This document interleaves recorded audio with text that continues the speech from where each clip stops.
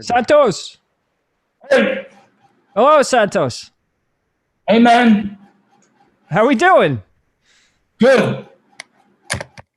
Ah, there he is. What's going on? How we doing today? Right. Oh, man, that was quick. Nice. All right. Mm-hmm. It's an honor to have you both on. Yes. Yeah. And Achintya? There he is. And there we are. Achintya. Haribo. Haribol, everyone. Hare Krishna. God bless. Hello. Hey, Harry. Harry's right. Yeah, you remembered. Actually, a ray of Hari. A ray of Harry. You know, it's funny. I was thinking about it, man. I was a blue baby because I was suffocated, and then my middle name was changed to Harry at the last a few weeks before. My dad forced it, so I thought that was very interesting when you told me that the blue baby story. It's outstanding. You made me feel really special. Like I'm like I really am supposed to be here for something. You are definitely just like Gio and Sanatan. Sanatan. So tell us, when's the last time you guys have even done this?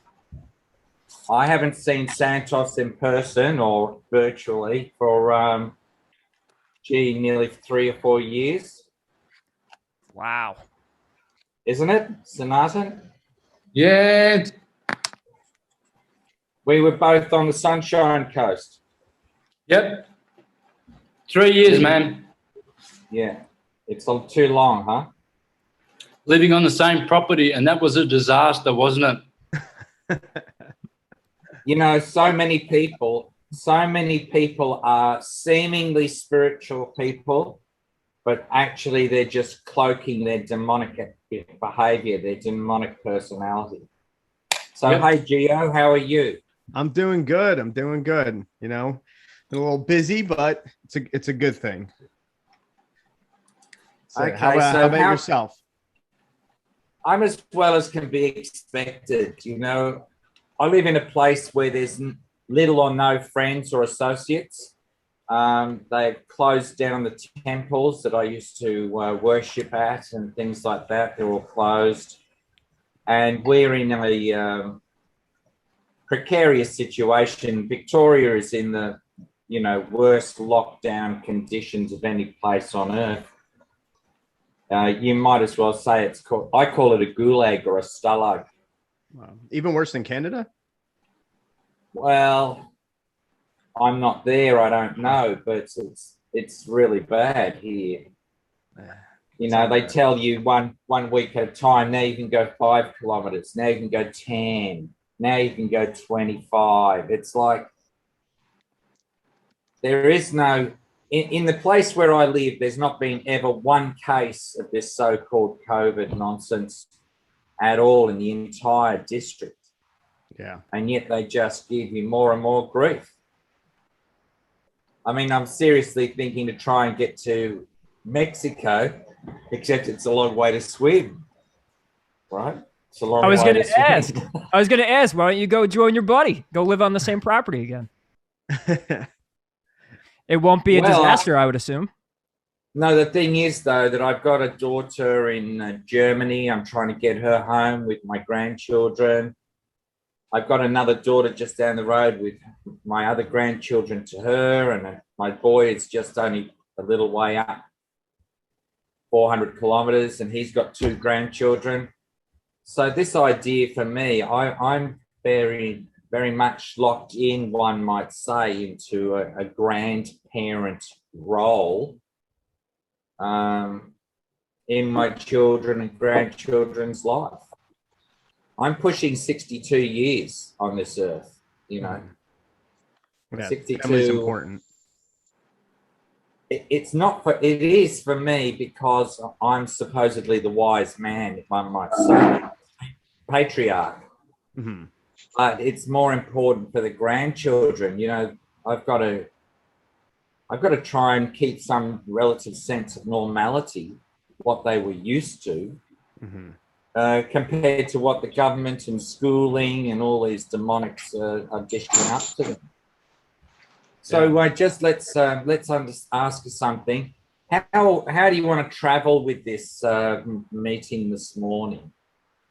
Well, that's kind of you know, kind of a little bit what you said there. It's kind of why, you know, we wanted to bring you guys here, was because we really want to be able to help the collective to understand how to piece together all the different types of information and wisdom that we always talk, that you guys always talk about, that we're talking about now too, and really bring the history as well from the realm of this study, and stress the importance surrounding the matters of, you know, things that have come from ancient times, religion, spiritual teachings, and also the powers that shaped and possibly manipulated much of what we know or think we know, and really kind of get to more of a finer understanding of truth, and being able to identify and see how these ideals and the secret workings, how they've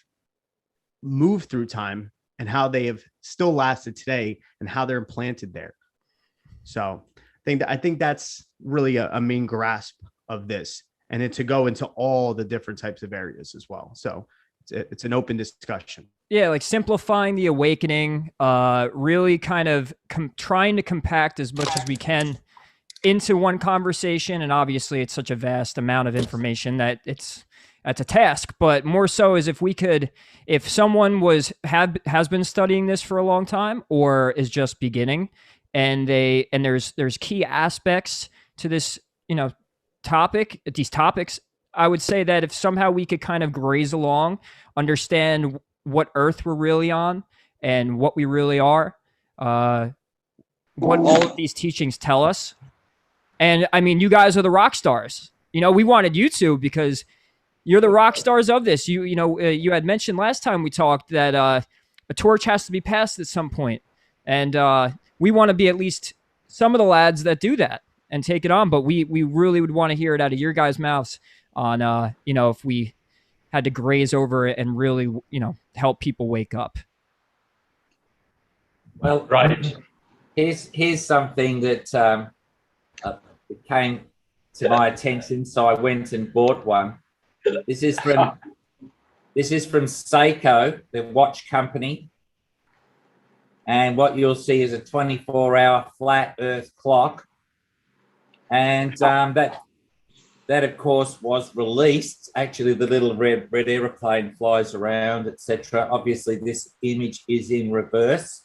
So, of course, we're not familiar as a culture with this image. It's right there in front of us on UN and other type logos.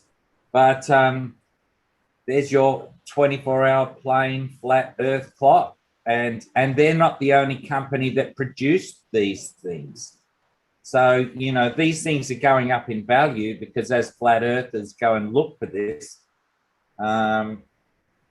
you know, one of my associates in the UK found one in an op shop, or I don't know what you call those sorts of things in America, but he only paid like $3 or $4 for such a device. And my question's very simple. What do you think Seiko, who you know has been timing different sports and activities, etc., didn't know what they were doing? You know, the only thing that's missing here is the Antarctic ice wall. It's the only thing missing.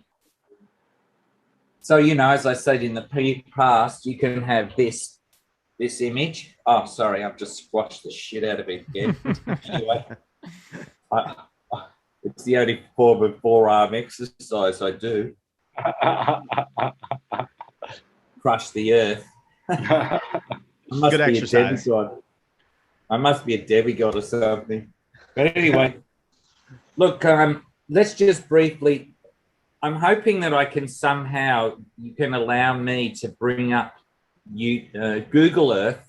I want to show you some things that are really, I alluded to it in our previous discussion with that Earth with no water. Yeah. I just wanted to show you some other things that are sitting underneath the sea. And I don't know, there's 7.2 billion people on Earth. And of that, there's got to be, what, 2 million scientific minds. And then there's all the geographers and so-called professors of this and that. I want to show you some evidences under the sea. Oh, yeah, I turned it on. I turned it on for you. You're good. Okay, so let's do a share screen. Yeah? That's what I'm supposed to do. Hit us with it. Yeah. Okay, well, I'll just see if I can show you this one still. This is side on. Let's just see if it comes up. Can anyone see that? Nothing's up yet. Just there you go. There we are. Coming up. Okay. Yep. Now, remember I was telling you about the so-called petrified trees, the ones that are on the earth itself. That means on the, on the land. Well, in my work, I try and cross-reference things from different points of view and look for the data. And what I want to show you is this particular still image. I'll just see if I can zoom in. So this is the east coast of Australia. And can we see my cursor? Yep. Yes, sir. Well, up here is called the Great Barrier Reef. And you'll notice that this is what's called bathymetry. Bathymetry means the topography under the sea. Topography is height, elevation, etc. So notice this drop off is really, really deep. So if you were looking at the islands on the Great Barrier Reef, etc., you would know that hopefully you're seeing my hand gestures, you would know the islands are very shallow. They're not very deep. But if you have a look at these places marked 10 and 11 and 18, they're 15,000 feet tall. And let's have a look at the buttress of where this actually touches the ground. See how this image is showing you what it really is? Yes. That tree is a petrified tree, but they're everywhere, all over the world. But what's more important, if you follow my cursor, you see this line that I'm following? Yep. See that line? Yeah. Yep. That's 15,000 feet deep. And that runs from Fraser Island, which is up here. That's Fraser Island here, the biggest sand island in the world, so they say. And that is under the sea, and that it cannot be man-made because that is 8 miles wide. Wow. So what are we talking that's in reference to? Where is that potentially from? Well, what we're looking at, I'm just going to run through this. This area here is what's known as the Great Dividing Range of Australia. It's the mountain range, and the highest mountain there is Kosciuszko, marked by number 14, Mount Kosciuszko. That's 7,000 feet high. These petrified images of rock, they're more than twice the height. They are half the height of Mount Everest. But these lines in the ocean floor, if you read the dialogue, the text in the bottom of my map, I give the point that there are 7 layers of existence below where we are. There are 7 above. There are 7 concentric circles and there is 7 layers below. So what's known as the first layer is called Patala, P-A-T-A-L-A, location, L-O-K-A in Sanskrit, location in English. And what they're saying in the Vedic scriptures, in the Sanskrit-based scriptures, is that there's a race of people down there. It's called the subterranean, underground, heavenly realm. The only difference between us and them is they don't have God. The background, just by the way, this mountain range where my cursor is, that's Papua New Guinea. That's what's called the Southern Himalayas. Right? So this is the whole east coast of Australia, running up to Cape York. And in this particular projection, you can see the cross-section of the mountains of Papua New Guinea, which, it's actually incredible. Now, some people may say, for instance, that this can't be petrified trees.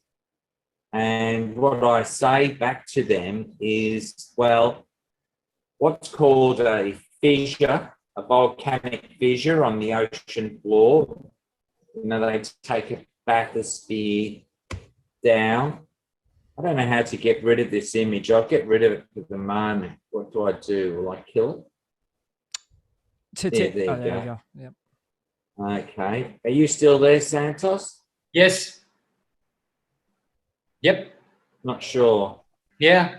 Can't you hear me? Let's go back to... It's probably taking a second. Nick. I'm just going to go to Google Earth now. Let's share Google Earth. Hi, Santos. How do I do that?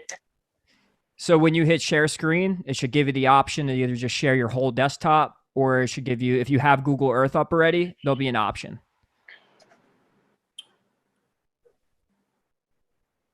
I'm looking how to share Google Earth. I've done it in the past. Let's just bring it up again and see if it activates it. So what I'm essentially saying is that a volcanic fissure where they've taken back, bathyspheres all the way down, and they've shown all these creatures that never see life. Sorry, they never see sunlight, and they're living right next to the most hottest water. The reason that those volcanic openings, that's what they're called, cannot explode is because every 30 feet or 10 meters from the water's level is 1 atmosphere. So 60 feet is 2 atmospheres, 90 feet is 3 atmospheres. So at 15,000 feet deep, that's like 500 atmospheres. That's the pressure. What we live in is 0 or neutral. But going down, so every cubic meter, right? Cubic meter, a meter in each direction, a bit more than an American yard, is 1 ton of fresh water. But if it's got elements in it such as salt, that same amount of water is obviously heavier. So every meter or every 3 feet is another ton per square inch. So thousands of tons per square inch is holding the explosive action or the energetics of the volcano, holding it at bay. You follow what I'm saying? Water can suppress the power of fire. Mm-hmm. There's 5 elements, right? There's earth, ether, fire, air, water. There's 5 elements. Mm-hmm. So how could an explosion from the bottom of the sea just come up straight like that? So, you guys are in the US, you've seen the Hawaiian volcanic lava. It just oozes out and it can't really settle flat because it's very, very viscous. It's very, very chunky as a supposed liquid. and it just goes all over the place, gnarly. It can't form any geometric shapes, and it certainly doesn't keep doing that. It does not grow like a plant. So what I just showed you before is the evidence that contradicts two things. It contradicts geology, and it contradicts the history of our world, that once upon a time, these trees were absolutely massively tall. We're talking, you know, no one can comprehend. If we think we understand through the movie Avatar how big a tree is, no, we don't get that. I had a picture. You know, it's funny you mentioned this, I'm just going to try and bring up that. I saw like pictures of the devil's what's the thing in Arizona or Las Vegas? Listening. Yeah, what there's a few or like landmarks in America that are like big. Butte. Yeah, the Devil's Butte. Yeah, and they were showing like the way it was cut or like the top off, like they used to be things like that. A lot of them were used to be those gigantic trees you're talking about. So I know what you're saying, and there's even still ones above ground. Did they try and get rid of these? Did they, you know, and I don't know who they is yet, but were these trees like did they get rid of them on purpose? Or did they just dissipate? Did they just something happen to them? Well, I have no idea, and I've got to be honest, ancient scripture or any history at all. This is, you know, it came across my desk about 2016. A person, a Russian man, who used old Russian. I had it translated. He called himself the person, and his video was called "There Are No Forests on a Flat Earth." Right. So, are you guys all still with me? Yeah. Yes. Mm-hmm. Can you hear? Okay, everyone. Yep. Mm-hmm. Okay. So, when I saw that video, I was in the first 200 views of that video, and I spread it immediately in 2016. And that's the first time my eyes had been open to what the heck I'm looking at. But what I do now, you know, in America, you've got a lot of Westerns, like cowboy movies. You've got a lot of shows about life in the US, historic, and there's those flat earth buttes, those flat cut trees in America and here in Australia are everywhere. It's everywhere. It's absolutely saturated. And that's what I'm talking about. I was on Instagram recently, and I did see a post. Someone had put up a feed of a few pictures, and there was these big landmarks in America that are called, you know, like they're just known as these big, gigantic, awesome things to look at. But they were showing at some of them looked like they were like stumps, like really big stumps. So if that's what you're talking about, so you're saying these are they're under the water too, I guess, what, because of the flood and the changes of the earth, or why would they be underwater? And what would that prove?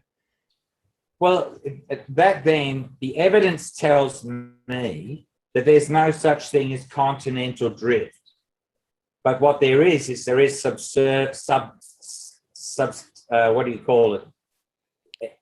the world have sunk, which would then push up the water, because a tree has to grow in earth and fresh water. A tree cannot grow in salt water. Oh. So does that mean that there's a potential for those layers that you were talking about for them to, at certain times, to even merge with each other at all, or to be able to have an opening or access to them? So what I'm essentially saying is this, that human beings cannot go very high because the air gets too thin and the air is too cold.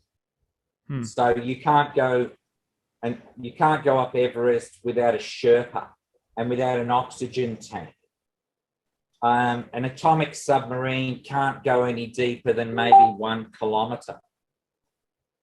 It can't go any further down than 1 kilometer, 1,000 meters, or about 1,000 yards, about 0.8, I think 5/8 is it, whatever it is, of a mile. They can't go any deeper.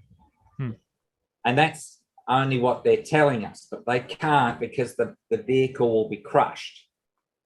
So we can't go to where it's cold. We can't go to the deserts where it's too hot. We cannot go into the water. We are not aquatic creatures. But we think that our realm is this earth. That's what we think, right? Right. But all these areas you can't go to. You can't go to the bottom of the sea, and you can't go to the top of the atmosphere, etc. You just can't go. It requires huge amounts of technology, etc. So getting back to your point, your question, esoterically, in the crust, 7 levels deep. So we're used to this idea of a hollow earth, where people can go in one end and maybe come out the other. But the hollow earth doesn't fit the Bohr model. The hollow earth only fits the flat earth model. But looking side on, per se, this is a clock, obviously, but deeper and deeper from our realm are other creatures, beings, intelligences, existences that we have no idea, because we cannot get to them. So I'll bring up the, I'll see if I can share this screen with Google Earth. Where'd it go? What was that? And I'm guessing that's these aliens they speak of, which I know most of this stuff about the alien invasion and, all the nonsense. I don't believe one thing the media tells me. So I know there's always an agenda behind anything they put on. But so any of these supposed UFOs that potentially are real, they're not coming from space, because space is not a thing. They're coming from underneath. They're coming from below. They're coming out of the sea. Right. And then they're floating around in our realm. And then they're going back into the sea, back to their realm. And now, does this kind of go along with a lot of, now let's say, Dante's work, with Dante's writings on Inferno and the Divine Comedy and those things, where he's speaking of the layers, and then also how astrologically that could be connected as well when it comes to more of the spiritual references behind it?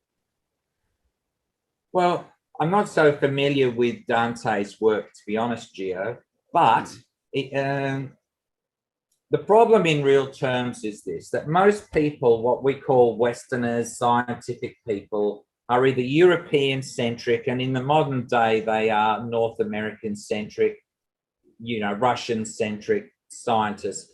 But most of them are brought up on what's called the Abrahamic religions. And Abraham, who in Sanskrit we would call Brahma, Abraham has a wife named Sarah, and Brahma's wife is called Saraswati. So until people look into the Vedic, the Sanskrit-based logics, the Sanskrit-based dialogues, sciences, etc., most people, for instance, think that the word trigonometry is actually from the Greek. But actually, if you break it down, it's kona, K-O-N-A, which means corner or angles, miti or maths. And that's a direct translation from Sanskrit, the maths of 3 angles. And if you know one's a right angle, then you can say A squared plus B squared equals C squared. What I'm trying to get at is that the Greeks are supposedly the ones who invented that, but the Greeks used to go on holiday in their summer to India and sit under the tree, the mango and the different trees, and their guru, their teacher would give them dialogue, and then they'd rush off home and present it as a Greek or other truth, where it's not. It's the Sanskrit-based truth. So the problem is that people like Dante and others have only got a section, a section of the world's history to refer to.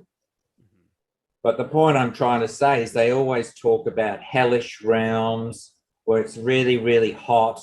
And then they create imaginary ideas that there's somehow or another an extremely hot place in the center of this. Well, as I point out,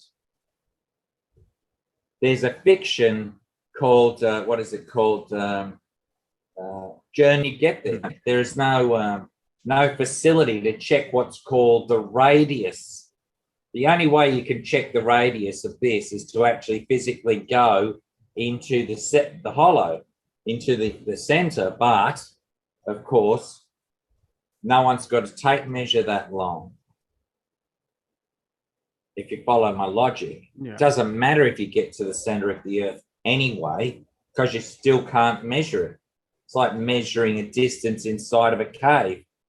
Well, after you've taken 1,000 meters or a kilometer of rope, then you've got to have another 1,000 meters to go another kilometer. Mm-hmm. Well, just how much weight is 1,000 meters of rope? Yeah, it's definitely really, really interesting and something to really think about. Now, Santos, is there something that you can also, if you want to make any comments on that as well, but also the fact of now this information is there, and how is it being used? How is it being manipulated? Like where is it taking that turn, and why? Well, I'm not sure really, because I'm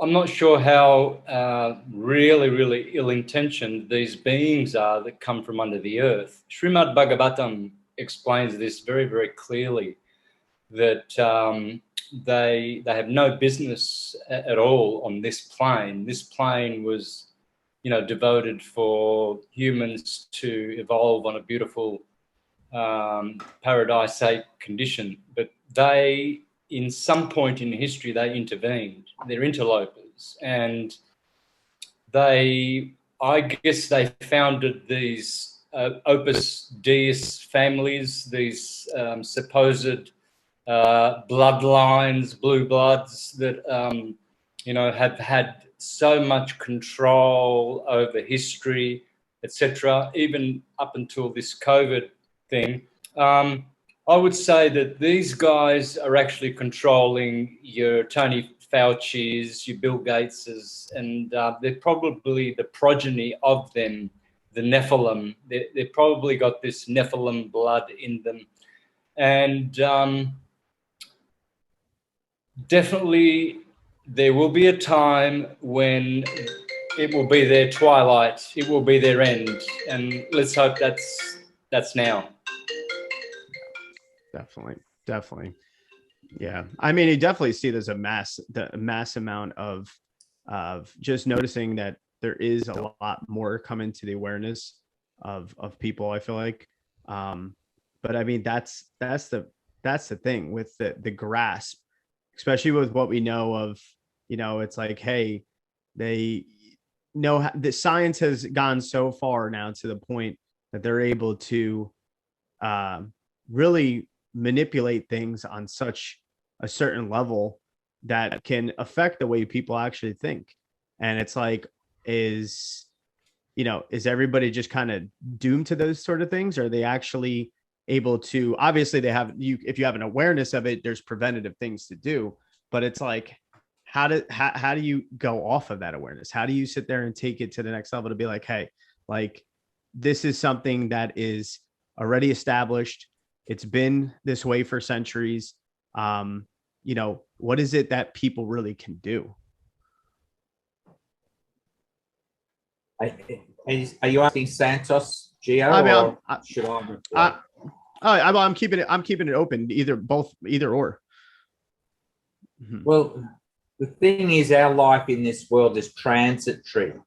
and we go through what's called the changing of bodies. So we appear at conception, we appear as a zygote, then we become an embryo, etc. We take birth in this world, and our body is changing, morphing to full-on adult. You guys are going to get there shortly, you know, at the peak of your, and then it's a diminishing situation. And then so we come in through a door, you call it the birth canal, and then we're going to go out through a door, you know, however the body is disposed of, because ultimately ashes to ashes, dust to dust, etc. So in that way, we are living a transitory life. But the problem is that people get stuck in what's called a belief structure. And in the middle of the word belief is the word L-I-E, lie. So I don't believe in Ray Fusco, and I don't believe in Santos, and I don't believe in me. I can see Ray and Gio and Santos, and because I know that I've personally had interaction with Santos, physically, you know, hugs, sharing a meal, etc., by dint of that logic, I know you two exist. You're not a virtual reality. You're not an AI. So while we're here on this earth, we have to then try and acquire the details of existence. What on earth am I doing here?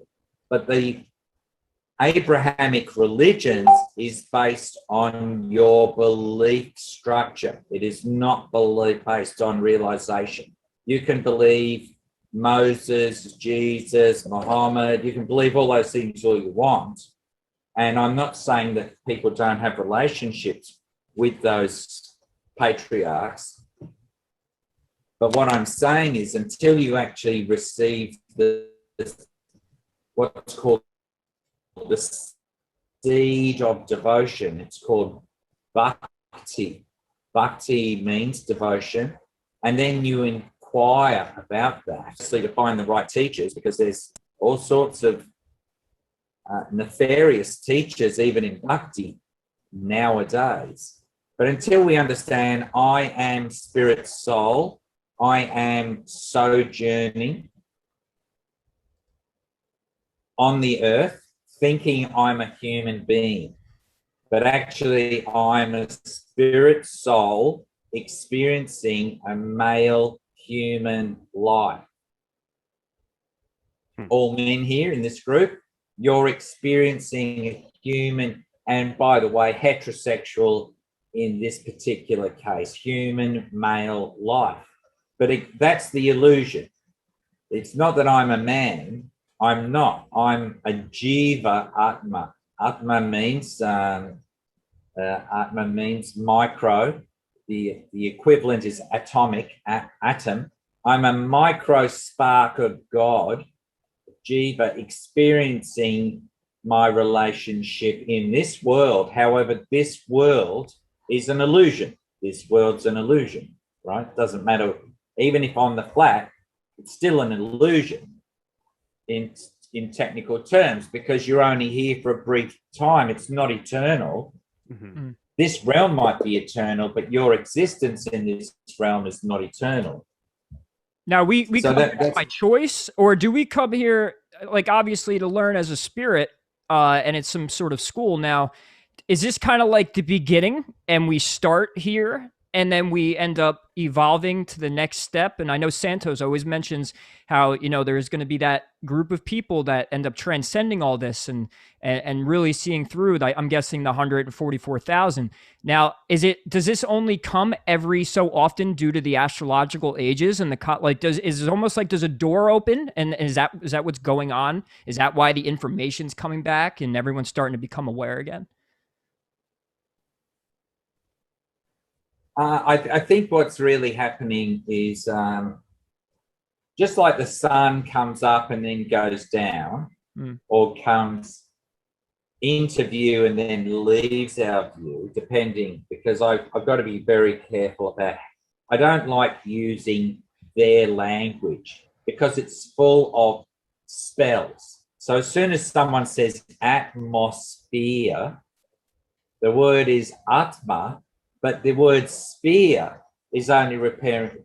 It's a dual meaning, but really, if you respelt the word phere to fear, atmosphere, right? It's a spell. That's what the problem is in the very pronunciation of their dialogue. So there are definitely cycles of time. They're called yugas, yugas, yugas, or ages. That would be the direct translation into from Sanskrit to English. Every now and then there is an opportunity. So ordinarily it goes gold, it goes in a down spiral, gold, silver, bronze, iron. We are in the Iron Age or Kali Yuga. And now in this particular cycle, there is what's called Prima Yuga, where the Vedic scriptures have been revealed to the public. So you can get the Vedic scriptures translated in many languages, Russian, Chinese, it's everywhere, Israeli, Hebrew, whatever. It's available for people to read. However, you still need a teacher. You need a guru, a proper acharya, a teacher by example. Otherwise, these things are, well, they're beyond our intelligence. We think that we can interpret things correctly. Well, why then are there specialists in chemicals, in dyes, in fragrances, etc.? There's so many subjects in this realm. You have to have experts. The problem is with experts is that then becomes their field. So I think I mentioned, Ray, last time, jack of all trades, master of none is a better way to be, because if you're a master of something, it technically, blocks your understanding of the rest. So understanding the complete whole, what am I doing here? The question is, who am I? What am I doing here? How long will I be here could be a question. That's actually ego-based. Oh, I want to be here for a long time. Does the world really give a damn? Whether I'm here for 100 or 50 or whatever years, it doesn't really care. There's billions of us, right? But the problem is, in real terms, is that because, as I mentioned, we've got this Judeo-Christian, Islamic or Abrahamic, we're the monotheists, right? Monotheosophy. Well, if you look at every corporation in the world, there's a CEO or a God person. Then there's a senior management or demigod persons. Then there's administration people that manage departments. And then there's the workers. And then at the fifth level, there's the public buying the services or goods from that corporation. Well, that's a pyramid. And, if you ask Bill Gates, or not that I really want to talk about him at all, but if you ask Bill Gates, why don't you do some work on the department floor in some sort of office, he would literally say, don't you understand who I am? I am the male godhead of this corporation. Now that seems like it astrologically fits in, and this is something I've actually wanted to ask both of you is, so with astrology and understanding the archetypes and the concepts of everything, so society really has right now this Capricornian vibe going on, and it has for a long time. And when it comes to hierarchies and all this stuff, I mean, is that built into the story of this human existence? Like with astrology, are we not, like, yes, it's divine, but is it also kind of explaining what the matrix is doing? And is there a transcendence beyond the astrological archetypes? Because the way I see it is with someone like Bill Gates and the corporations, that's part of the story is also built into the story we would call astrology. Is it not, right?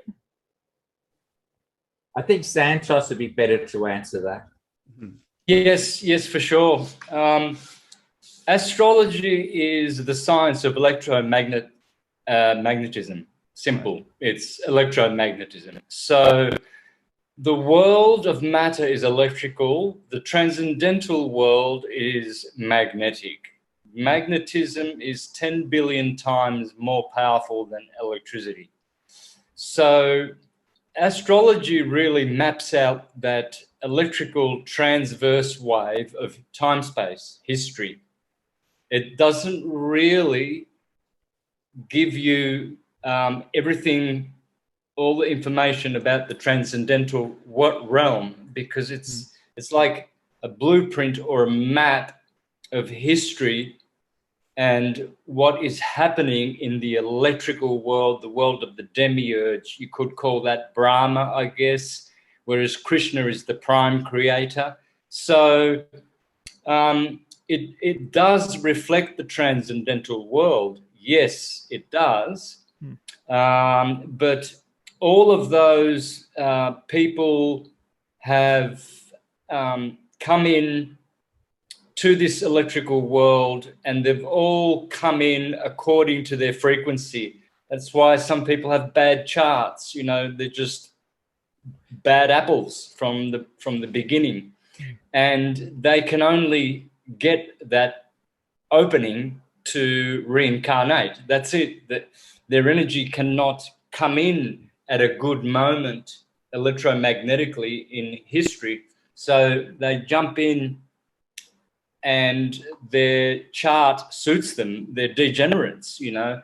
So electromagnetism or astrology does tell the history, the map, the actions of the mundane world and the personal world. So mundane astrology, which you mentioned before, you said that the world seems to be very Capricornian. Well, yeah, I believe that too. I really do. It is strongly focused on Capricorn: success, money, material things, being the king, being the CEO, having reputation, having fame. That's all Capricorn themes. And Pluto is in there right now. So even more so since 2007, it's really stepped it up, you know. So, and that's going to happen for another few more years while Pluto is in Capricorn. But basically, astrology is the mother of all sciences, and it is the guide for us to peer into the future, see what's coming, and to understand the world electromagnetically, which is the only way to understand it, really. Sure. And so adding on to that, so that means like as we come in as souls and we have this frequency and we have this ability to, if we get into something like astrology and we study electromagnetics, we have the ability to affect our own frequency and raise it. And would that mean then is if you get to a point, if we call this place something like a school, is your astrology chart your lesson? And then if so, is it the goal to really transcend that? And that's what kind of helps you not return? Like, is it kind of, you come here to master this, you come here to understand it, you wake up, you get through your charts, and then at a point, there's no need to come back? Potentially, yes, of course. The idea is to disentangle yourself from all matter, all sense gratification, all desires which have enmeshed and entangled us in these gross bodies. We have a subtle body, mind, ego, and intelligence, and that is the subtle body that we are. And then we have everything below that, the lower ego and the tamasic nature of humanity, which is belonging to this age that we're in, which is supposedly the Kali Yuga, although the the Golden Age began 500 years ago. We don't feel it because these interlopers have destroyed Tartaria. They've destroyed the electromagnetic resonant grid that we had on the Earth. Therefore, we cannot benefit from the true age we're living in, which is a mini golden age.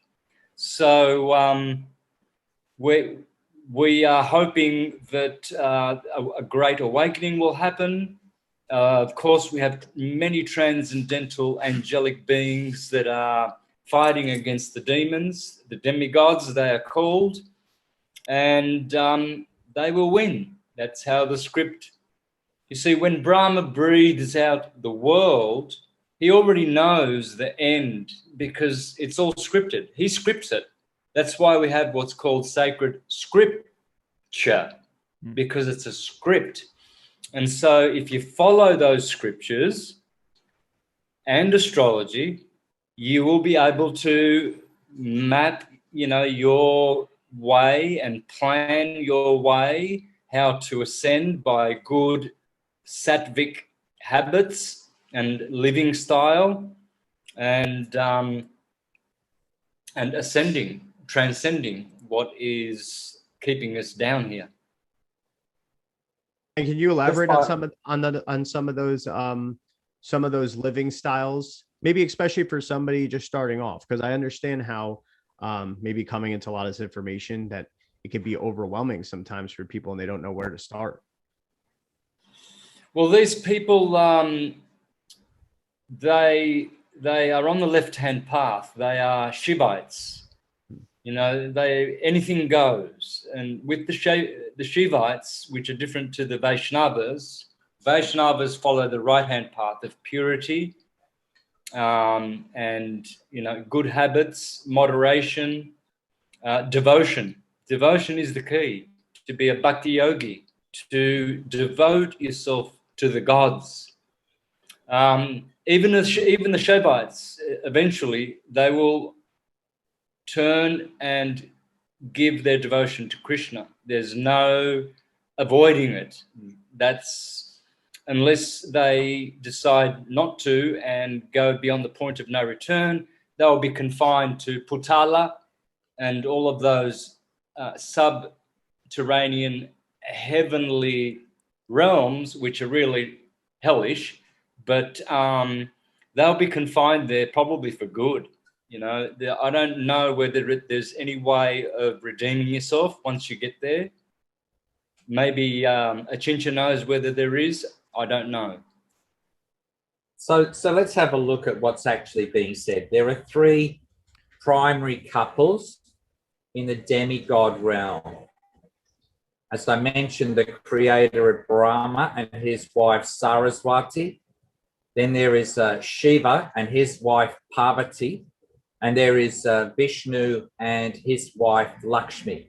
So when you say good luck to someone, you're actually saying, may God, Vishnu, and your consort Lakshmi go with you, the goddess of fortune. And they're what's known as so you've got the father is Brahma and his son is Shiva, and then you've got the Holy Ghost, or the creator, the maintainer of creation and destruction. That's Vishnu or Narayan. So each of the women more so have many aspects. Saraswati is a goddess of knowledge, but she's also plays a sitar and so many qualities, etc. And when we talk about Shiva's wife, the followers of Shiva are called Shivites. In Islam, that word is Shiite. She apostrophe, the V, the consonant of V is missing out of the word Shivite. So that's why you have Sunni and Shiite. There's differences. So that Lord Shiva, Mahadev, he is the most easily approached. So people are liking intoxication, sexual things, whatever, as a heightened awareness, so they call it, then they may be attracted Lord Shiva. And Shiva's wife, Parvati, is her main or the nicest name. Then you have other names like Kali or Durga. Now, the word Durga means superintendent of the prison. So where you're referring to, there are schools. Well, once you're in prison, you can do some education. Well, at least in the 21st century, in some prisons, you could go to university or bring the books in, studying your cell in your room. Schools remind me of prisons too. They look like prisons. Of course. Oh, you know, they're set up just like it. They got the same vibe and everything. I feel like you're better off sometimes if you're in prison. There's a lot of advantages to being in prison if when you really look into it. Not saying that's where you want to go, but no. Yeah, except when you're having a shower. That's about it. Don't drop the soap. So, anyway, back to the point. The point is that people like Shakespeare are explaining that this is like a stage, the world's a stage, and we're just actors. And the problem is also that you either come here as you can't be either one. You're both a student and then you're a teacher, one way or the other. And some people don't teach much of anything in particular. But the premise teach how to be morons. The premise is this: if there's two ways out of the jailhouse, do your sentence all the way and be a good boy and they'll let you out, or to escape. Right? So that when you behave in a nice manner, then obviously the authorities look upon you, oh, this being knows how to behave nicely, etc. We'll give them some grace. We'll let them do parole or whatever else. But the problem is, in real terms, is once you get out of the prison, you're still in the prison. So that it's said in Vedic point, even the prison warder is in the prison, and even the superintendent of the prison, even the minister for prisons is still in the prison.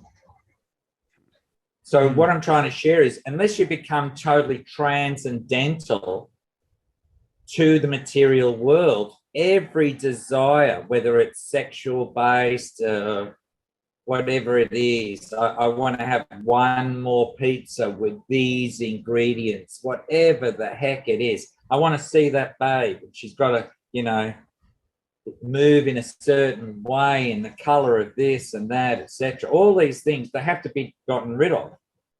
Now, the best way is to live a healthy life, and the older you get, the less interest you'll have. I'm already there. I mean, at times it could be attractive, but it comes and goes. It's not like how it used to be. For my age, to be in with my generation, there's this part of us built in where, I can enjoy the pleasures and the simple pleasures. And I know Santos would know about this, but I have a south node in the 9th house. And I think I have read about how that in a past life, I was some spiritual guru or not even say a guru, but I was, I went and sought out the divine and the truth. And ever since I was little, I've always felt disconnected from my generation. Like what you're saying, to be kind of like to transcend all pleasures and all that. And I find myself doing it every now and then, but it's elusive. And I think as you get older, you start realizing that that's exactly what it is. These temporary pleasures and fills and all that, they come and go. And God blessed me with I have that kind of built in as much as I can maybe come off on the surface, because I am learning my 3rd house, North Node. I totally understand that. And I think for other people, it's a lot harder. Well, the problem is, Ray, is that the women find you attractive as well. And so what do women do when they see a man? They want to change their dress. They may want to dance or move or whatever else. There's all this whole thing. So to be able to resist the other side of yin and yang, whatever, if you follow the logic, to be able to resist that technically means you need someone to help protect you from those effects because they're there. You got to be aware of the succubus. So Prabhupada, or the Hare Krishna spiritual masters, that what's called the Parampara, would tell you that don't think their attractive features will go. You can be 80 years old and you may still turn your head. Prabhupada gives the example, you might want to jump up and click your heels, but your body won't be able to do that when you're 80 years old. but the desire to be able to do that will still be there. So you guys are both, you know, you're all on the right path. I don't want to be really able to say that. That's not really my position. But what I am saying is, if you can keep bouncing back, oh, I shouldn't have done that last little detail.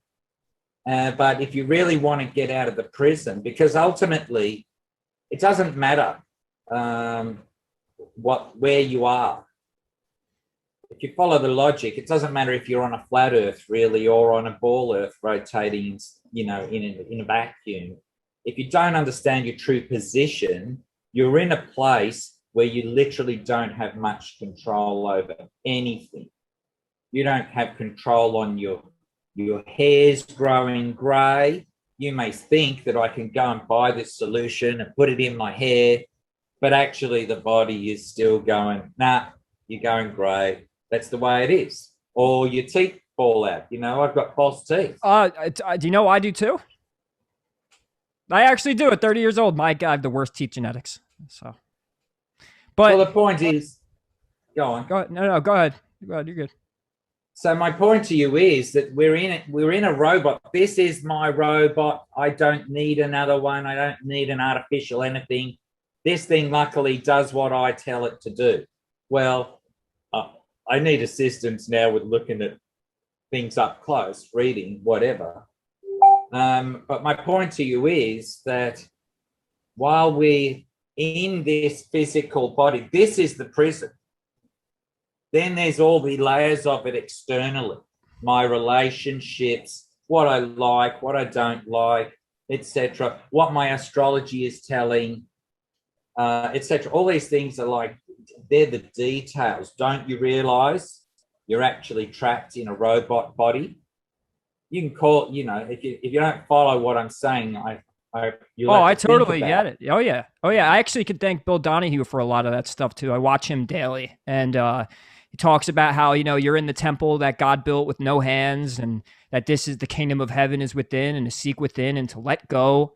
And as long as you let go, so from what I'm gathering from what you're saying as well and comparing it,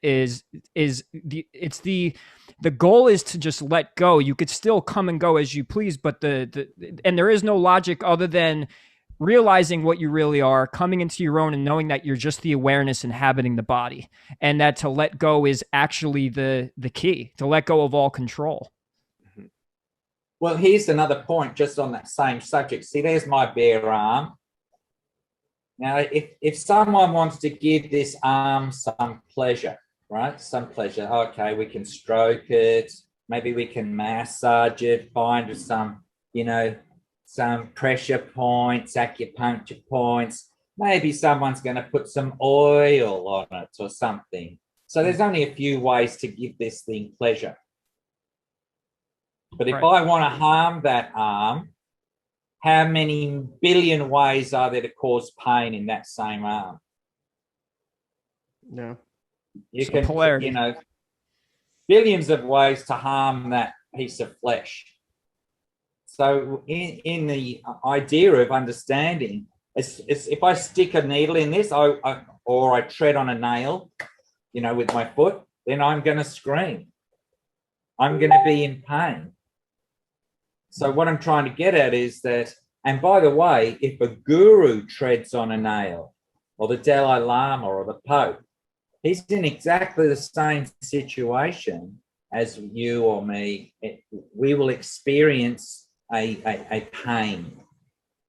So my point to you is that this business of coming into this world, seeking out who's the right teacher, sitting there in a humble state of mind, inquiring submissively, being attentive in what the answer is, then putting that into practice, you know, change the folders, the files and the folders, rearrange them. Oh shit, you know, I've got to change my karma. For instance, how many million women in this world would you really find attractive? Honestly, as I've gotten older, I could you get that quick, like, wow, that girl's pretty. Wow, she's gorgeous. You admire the creation of God and the body that he gave her. But when it comes to talking to them and really getting to know them, millions and millions are not so attractive. So as soon as the mouth opens. It's really, I mean, I've been single now for 2-3 years, and that's by choice, because I really, I practice also saving the oil and the chrism, and I do my meditations, and I wait for that every month on that when Moon comes into Gemini, and that's all way more important to me than women, unless I find someone that's willing to do tantra and grow spiritual with me and all that stuff, and have white tantra. Not many women I may fit that job. I actually that reminds me too. So what got me a lot like a big into the movement, like 2007, 2008, I was only 18 years old. And there was this attractive topic called the law of attraction. And and it seems to me, and I'd love to get both of your opinions on this, that there's this whole community now of people, and I don't know if they're fake woke or they're fake awake, but they tend to think that they're their own gods, or that they are God, which, yes, I get that in some sort of metaphor. We're little gods, meaning microcosms, but it's going around the community that you can do whatever you want to the point where you can manipulate other human beings just by your frequency and to your energy. Now, is this demonic? Is this a devil, the devil coming through the New Age and awakened community by saying that you have control? Yeah, it's based on unlimited sense gratification. Right. You see, remember when I mentioned Bill Gates just before, because he's a billionaire, but nobody describes him as a thief. You see, if you take $1 billion of profit and you stack it into a bank account or a foundation, that means that everyone in that little economic zone has now got $1 billion less to play with. Then they talk about multiple billionaires. And that means that there's less and less in the pot for everybody else to share in the common wealth. So similarly, this business of, it's called The Secret, the law of attraction. Right. So getting back to what Santos was saying before, the attractive feature or the magnetism is actually what's called Guru Ashtakam. I may be slightly off in how it's pronounced.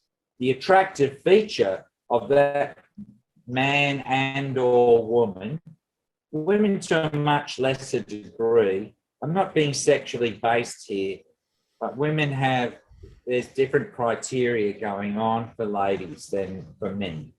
So the attraction of a spiritual master, the attraction of a teacher, I have a guru. I'm not romantically involved with my guru. I'm this way involved. Yes, Maharaj. Yes, Gurudev. I hear you. I've been paying attention, etc. If there's any error, they're on my behalf. They're not on your behalf. So this business of what you were saying, gravity or attraction, etc., the secret. Well, the secret can be manipulated. And if it's ego-based, why have one wife when you could have two? Well, it's just insane. It's just totally insane. And, I'm a god, but hold on, I better put some blackness in my mustache because those greys are giving me away.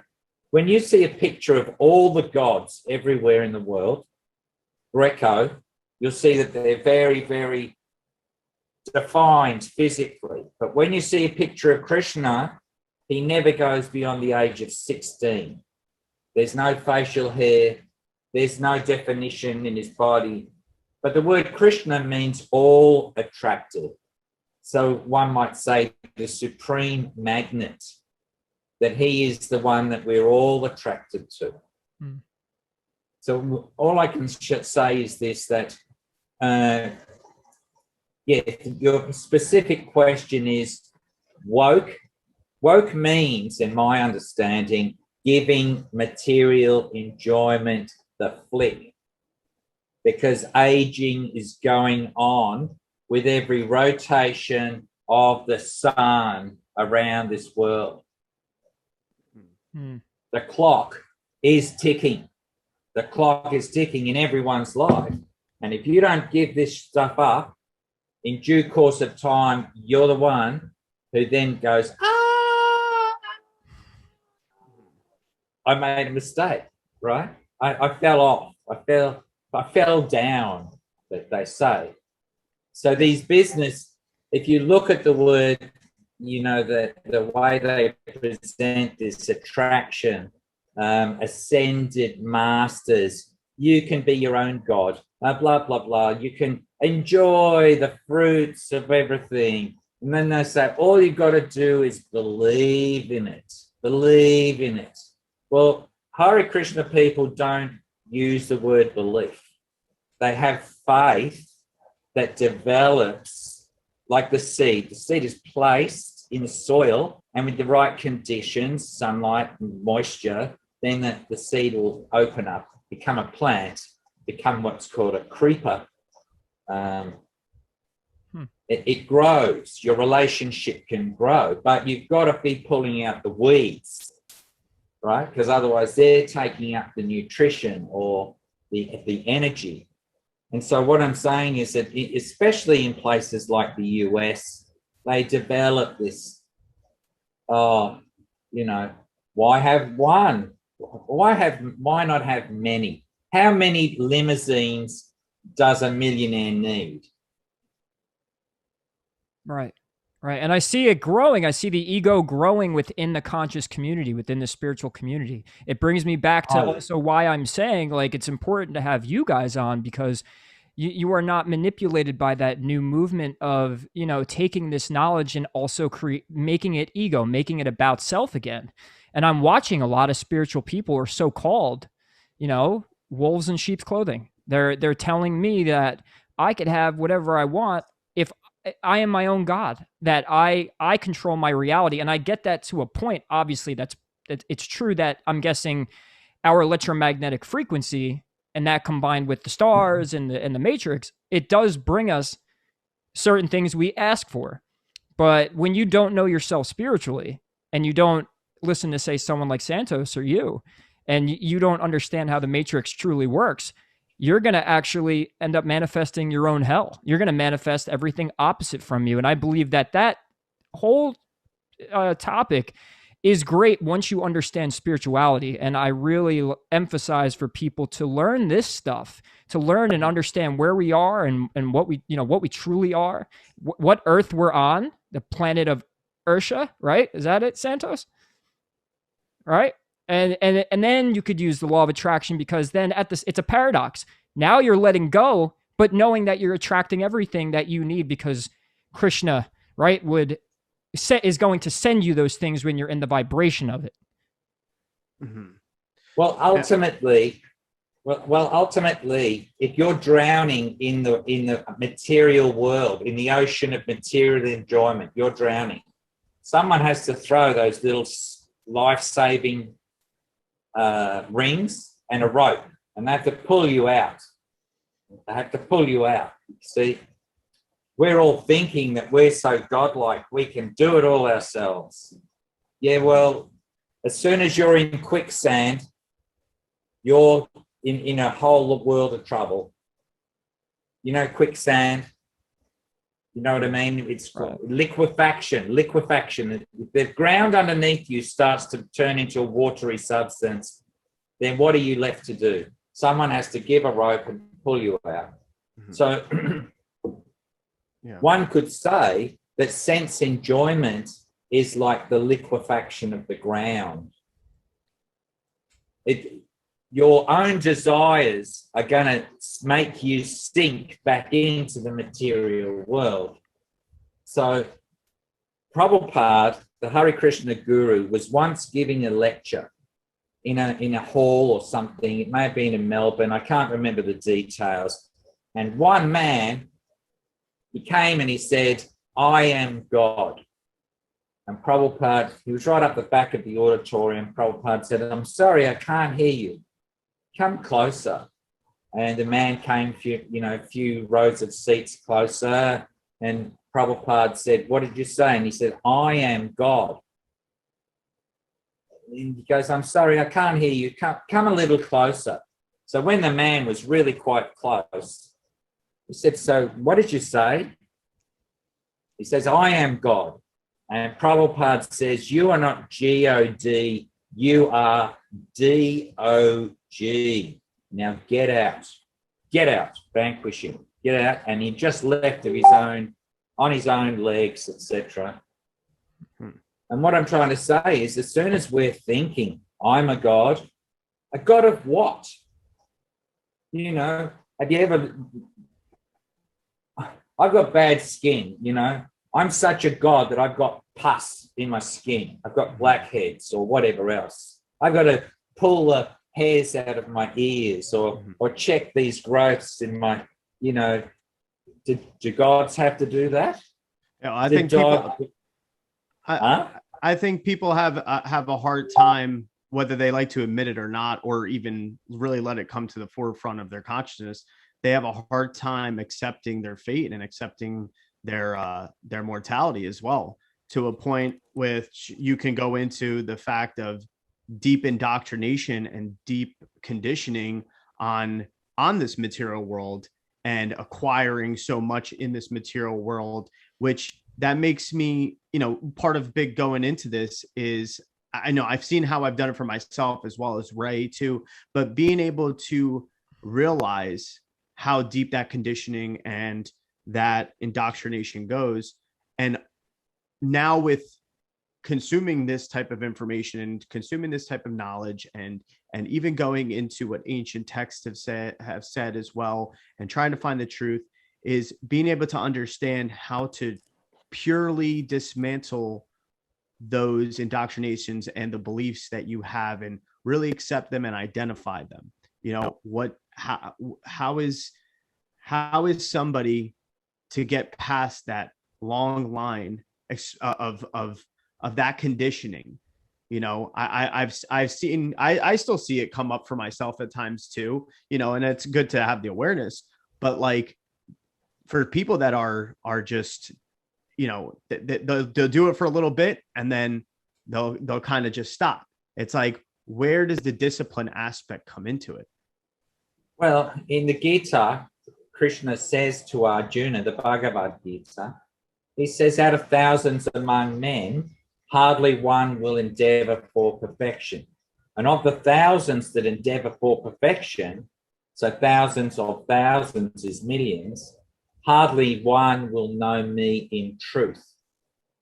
So it is really a case, you know, from time to time I see Ray put up some really powerful gridiron type players, and but of those thousands of young boys who want to play gridiron, how many become in the demigod realm of gridiron?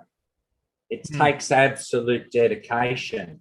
You have to go beyond the normal realm of practice, of rehearsal, of putting your body through pain, etc. So for me to come to this position, I literally have listened to thousands of lectures. I've been following Bhakti for over 40 years. And as a result of that, I've come across many, many men and women giving their aspect, their understanding in lecture. Now, it depends on your desire. You know, to be a parent of a child, for instance, is very difficult. They go up and down. They need maintenance. They need feeding. Then they've got, you know, some sports or some tuition they want. And then you know, you can give it up at any time. Oh, it's too hard to be a parent, right? And ultimately, that's why grey hair, etc., appears. If you're a family man, or woman, it's because of worrying. Have I got enough money to feed them? Will I have a job? Have I done the right investment? It goes on and on and on and on and on. Ultimately, we have to diminish our interest in this world. So I'll just get something really quickly. Okay. And The method, oh, sorry. the method that we're giving, this is what's called a japa mala, circle of tulsi. You see, this is a japa mala. This is called the Krishna bead. These are called the gopis, or the cowherd girls. These are aspects of Radharani. And we literally have to chant the mantra. Hare Krishna, Krishna Krishna, Hare Hare, Hare Ram, Ram Ram, Hare Hare. And then move to the next beat. Hare Krishna, Krishna Krishna, Hare Hare, Hare Ram, Ram Ram, Hare Hare. And this is 108. And of course, that's, the Christian Rosary is 54. And the idea is that you have to learn how to perfect and concentrate. Hare Krishna. See, these are the counting beads. Every time you do one round of 108, then you bring up the next counting bead. And there's so many. Some people will say so many. You have to do 4 rounds, or 16 rounds, or 64 rounds. As long as you're doing it regularly, you're getting the mind, you're getting the tongue. There's another verse, Shravanam, Kirtanam, Vishnu Padasevanam. Shravanam means firstly hearing and then repeating. So I go, okay, Ray, how do you pronounce your surname? You say Fusco. I go, okay, from now I can say, first of all is listening and then repeating.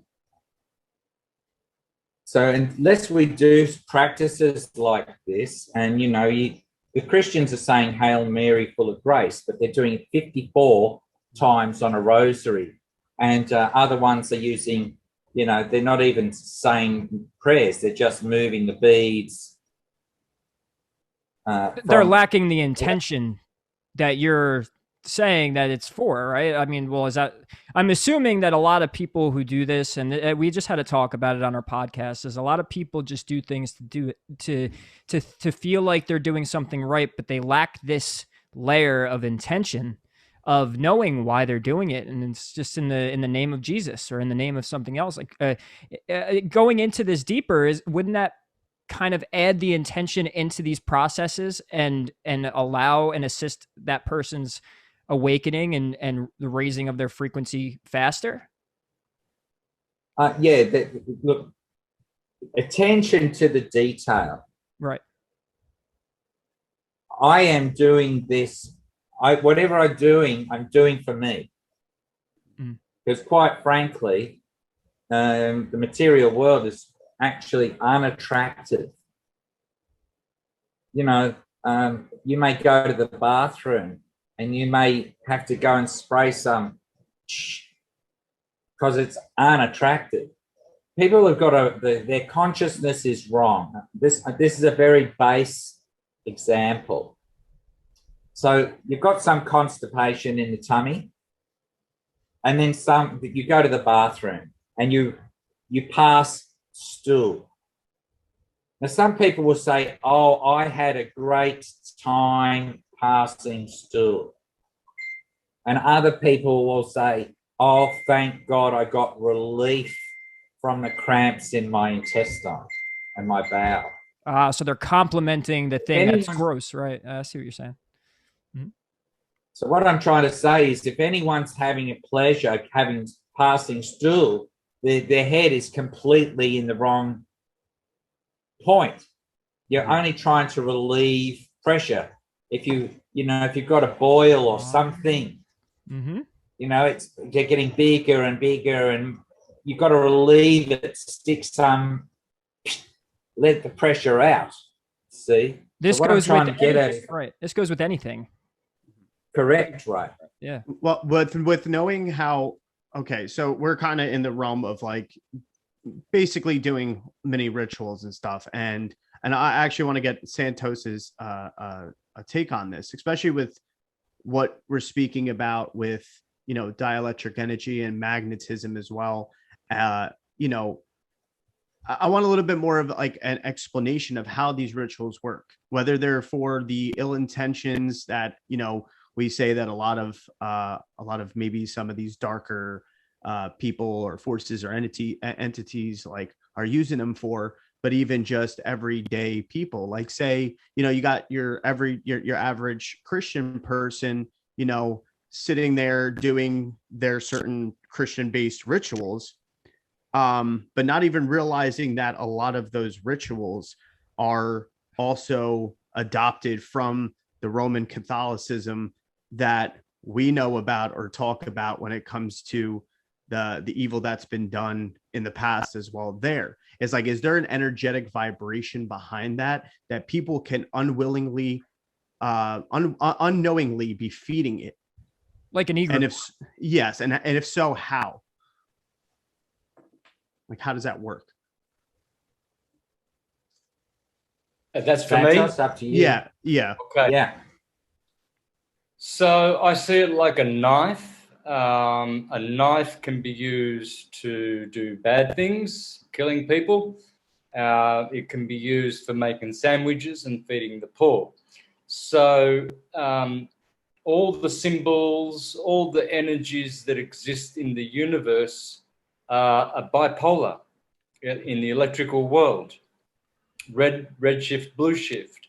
So I guess some people choose to use those things in a certain way, and that might be what we consider bad. Other people choose to use that energy, it's all magnetic, to convert that for good things and to release and burn some karma. That's their dharma. So the energy is it's there. It's accessible to all of us.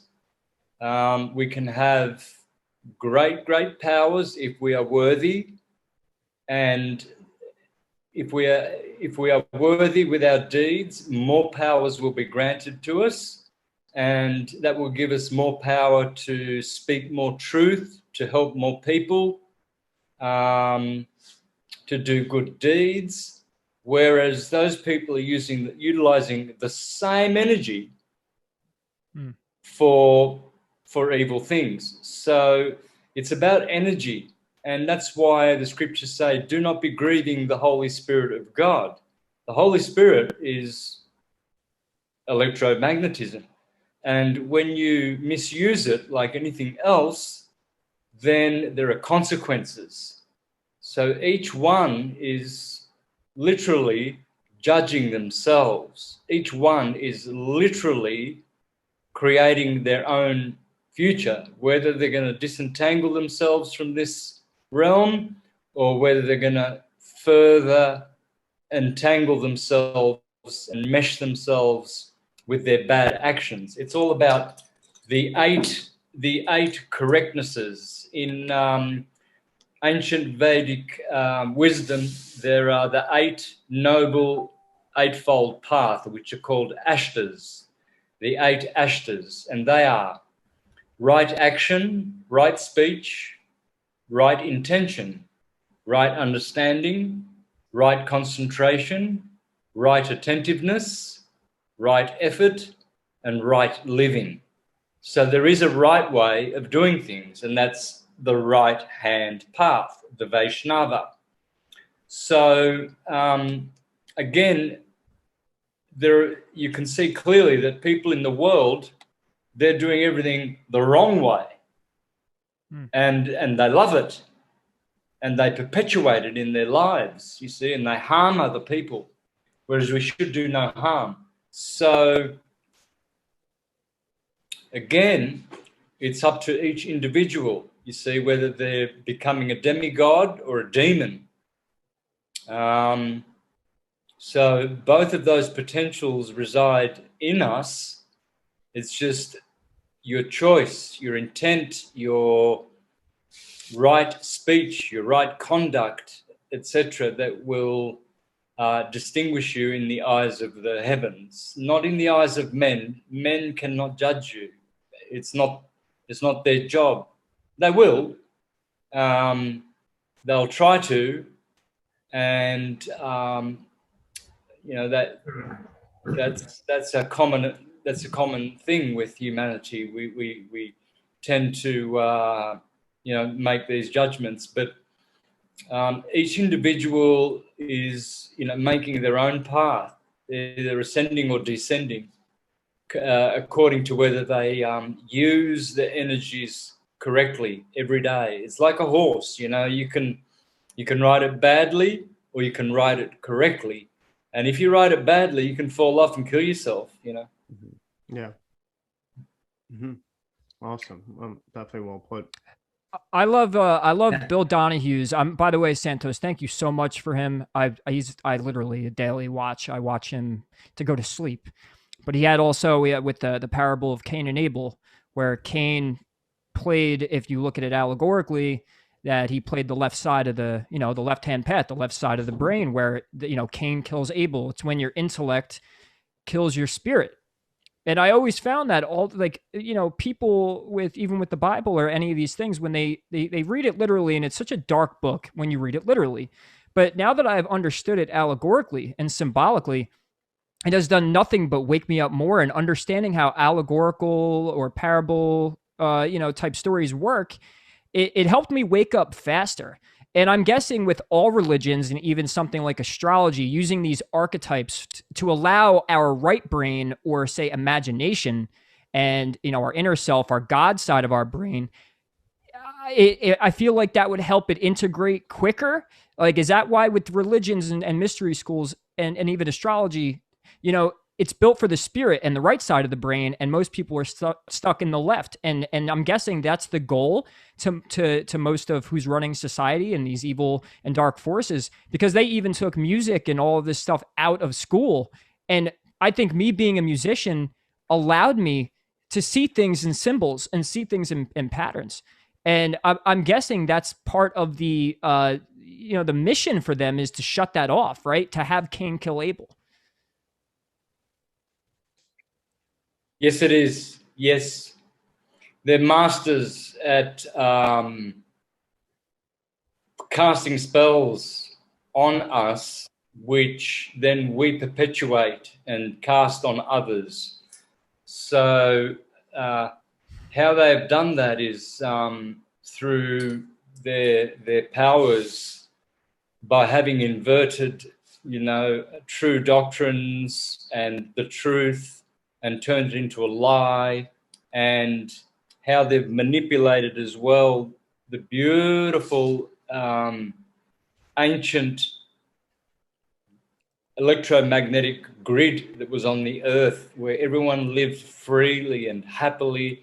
Islam lived side by side with Hinduism, and there was tolerance and forbearance. Then came this fall, this condition where entities penetrated our realm and really did do a number on humanity. They make us believe that we are naturally inclined to go to war and kill other people and take their lands and rape their women, and that's just part of life, and that's how it's going to happen. And we've been made to murder our brothers, which are animals, cows and sheep, and and that's natural. They try to teach that the Aborigines have been eating animals for millions. These are all lies. This is how they make us become blood guilty, so that we cannot ascend. You see, there are many Mayavadis out there, which means false gurus, which teach it's fine. You can eat as much flesh as you need, and you're going to get to heaven, and it's up to you. You've got to listen to your body. No. The scriptures clearly say that thou shalt not murder, and clearly they condemn the murdering of animals. There's a line drawn between there's four states of being. There's mineral, plant, animal, and human, and the scriptures have clearly drawn the line between what we can eat. What we can eat minerals and we can eat plants, but we cannot eat animals, you know.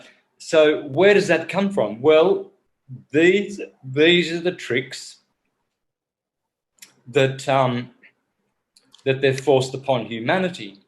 Sexuality is another example. When you go to India to these beautiful ancient temples, you will see depictions of sexual acts. Well, this was not perverted sex. This was not, you know, necessarily a deviation from transcendental sexuality. They were depicting how, you know, we can use the sexual energy to actually transmute it and perfect it, so that we can use it as a vehicle of ascension. The same thing with diet. I've already mentioned that. Things like alcohol, you know, it's so acceptable. Well, it's even a doctor will tell you that it half a glass of wine is going to destroy billions of brain cells. Every time you take a sip of alcohol, you're actually murdering your own brain. So there are certain substances that will harm you, and this is what they call tamasic and rajasic lifestyle. But the Vaishnava, which is what I hope to practice and be, I don't claim to be anything special, any kind of guru or anything. You know, I'm just you're very special, Santos. You've done your services. Trust me. I guess so. Both you guys are. Yeah, well, but my style is not like it's not pure. I'm not at all a pure individual. I've been very aggressive, very nasty, but that's just to take away attention from myself and put all of the attention onto what I'm saying, because that is the truth. How do I know the truth? We all know the truth. We all know the truth. It's just that as you incarnate, if you drink, as the Neoplatonist said, if you drink of the cup of oblivion, which is a deacon of Leo, the crater, if you drink too much of this, you forget your original God nature, that you were once with God and different to God at the same time, and you become godless or an atheist, and you deny God, which is simply stupidity, because you're denying that you are actually a part of God. And so these are the tricks. These are the ways that they've got us to become liars, drunkards, fornicators, flesh eaters, which is what I call gluttony. Clearly, the Bible says gluttons will not inherit God's kingdom. A glutton is someone who will steal the life of a living sentient being so that they can survive. I mean, I have these arguments with people who say, "Oh, what about if there's only one rabbit in the wilderness, you know, and you're about to die? Well, so what? Why would you forego your everlasting life just to have one extra meal, and you're going to die in 3 days anyway because there's only one rabbit left?" What I say to people is, if instead of looking at that rabbit, you raise your eyes a little bit more, and you'll see a plant over there, you'll see another plant over there, and you'll see another plant over there. and you'll find that 99% of plants, if you know how to eat them, are edible. So you do not have to murder to survive. And so, it's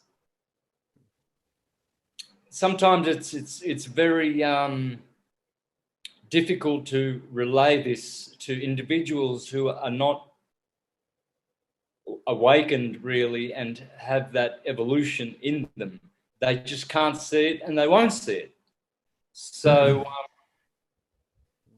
just to add to that, I think my role is to try to invert the lies. I hate lies. I always have. I don't know what it is with me and lies that I have such a hatred for it. Daily, I dwell upon the lies in the media, the lies from, the COVID stuff that's going on, and the lies that people live.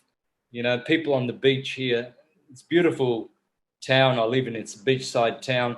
You see on the Sunday, you see all the Mexicans are all drinking beer, all of them. They're all drunk, listening to all kinds of horrible music. It's not even music.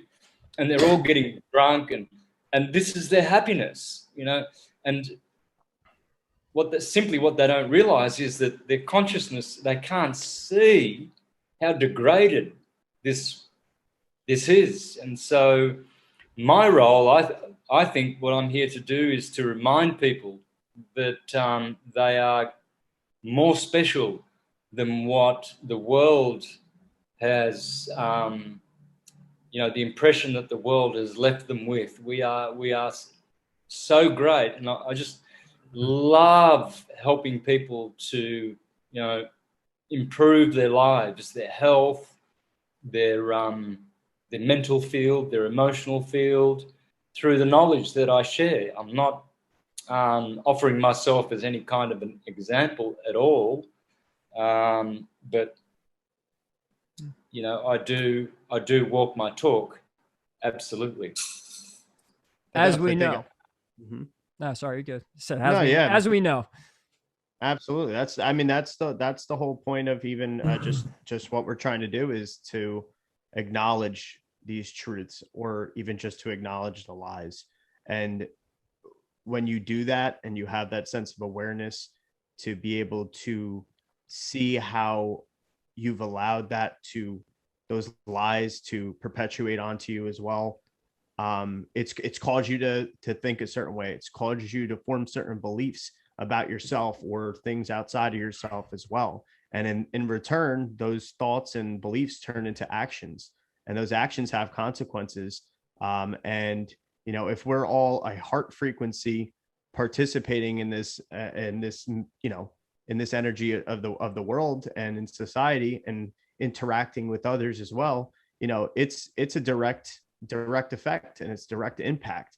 And syncing up these heart resonances in a way of which we're speaking about now, really is the way to get the shift going, to be able to, and I do, as much as things seem so chaotic and like things are getting worse almost in a way.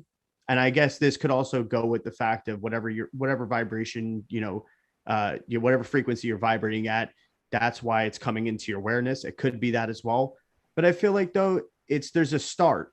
I feel like there's a start where I do see people on that right path, or at least introducing themselves to it as well in order to truth seek. And sometimes it may be very surface level, like with what we have going on in the United States with, politics and all these moral discussions as well. There has been a shift in the tides. And I think people just need to look a little bit deeper and stop looking at just the puppets and go deeper into the actual puppet masters. And that's the whole point of this, is really to bring that awareness and to do what we're saying, walk that walk.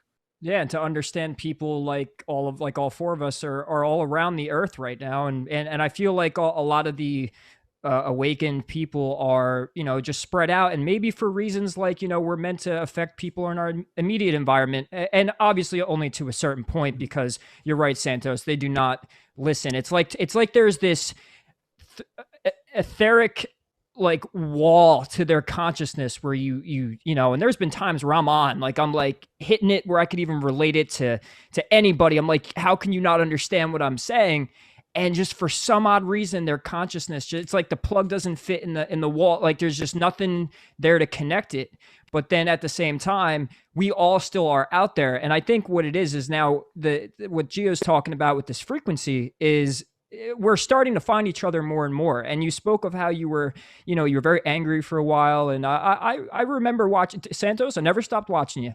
But the thing, and I understood and I saw it, but what I saw was how you had some sort of separation and isolation from people. You didn't have others much, back only like 10 years ago, YouTube was just starting. We didn't have Zoom calls.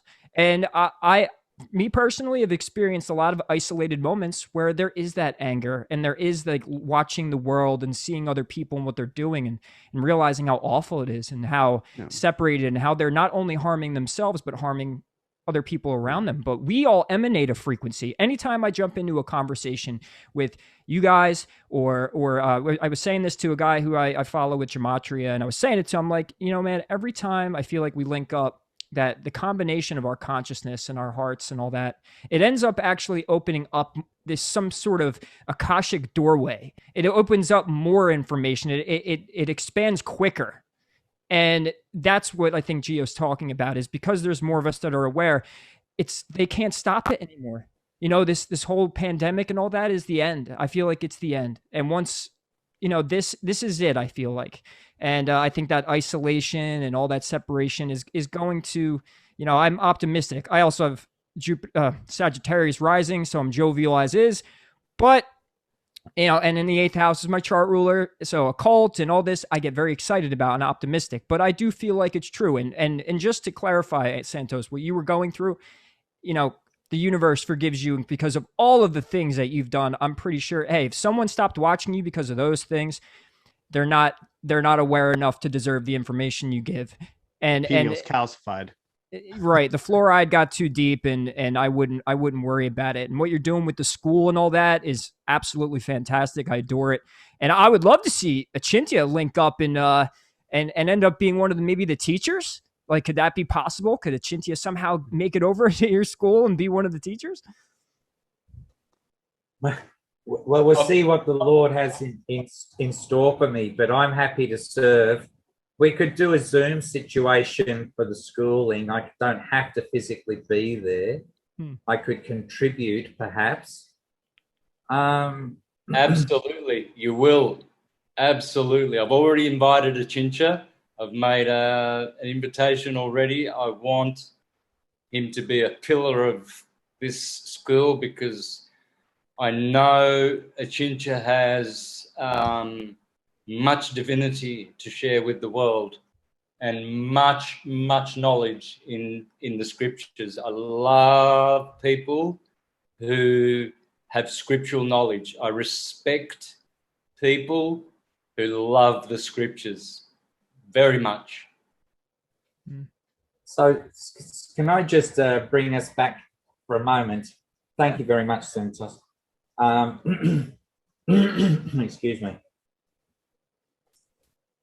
Regarding what we eat, remembering that all things are sentient. If they're living, they're sentient. So if someone says plants don't have feelings, then that's actually incorrect.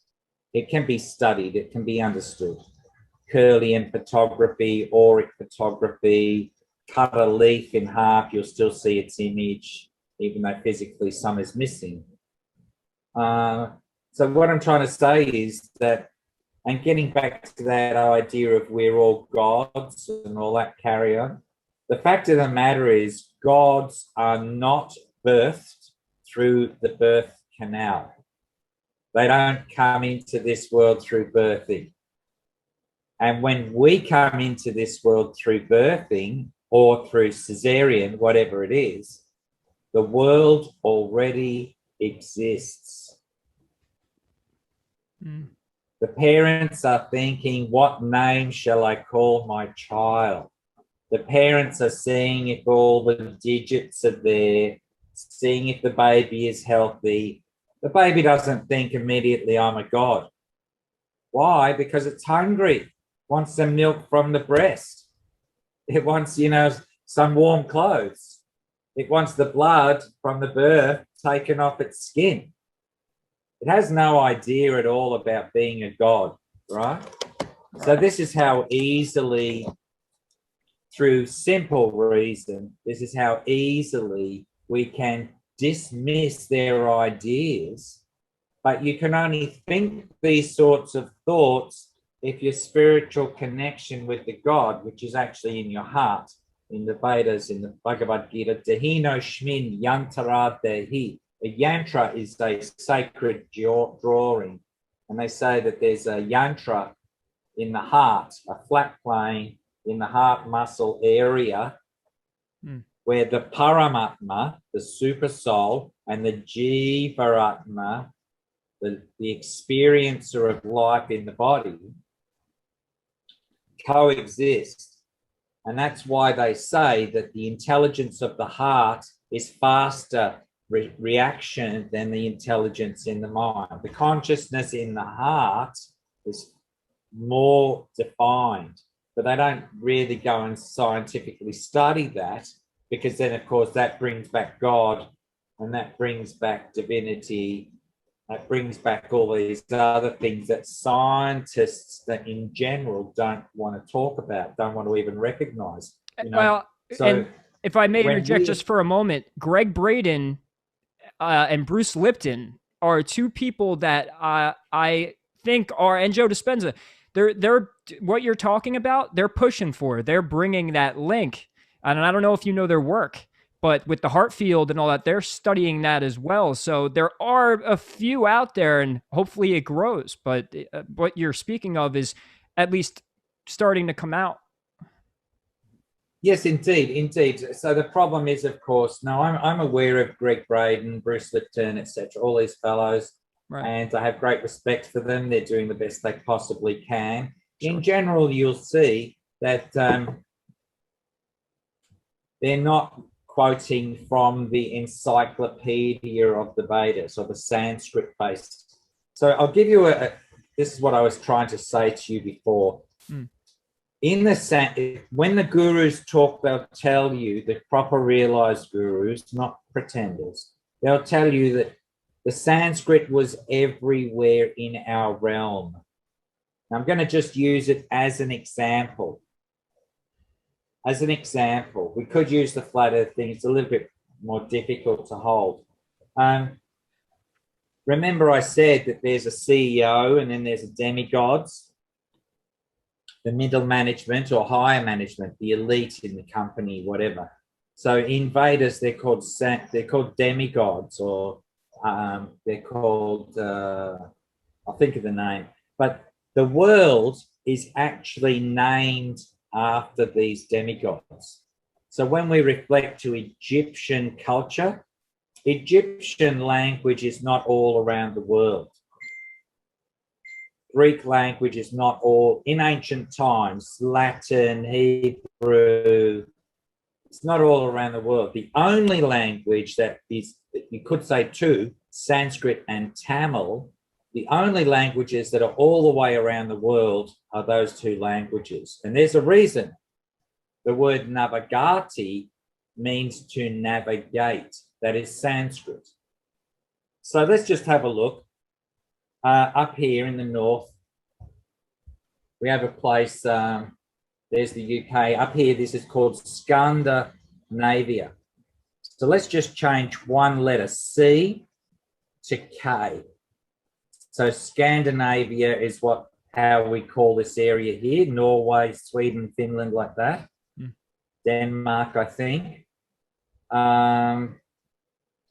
Skanda is known as the Aryan god of war. He has other names. One is called Murugan. In European, we call that Morgan or Morgana.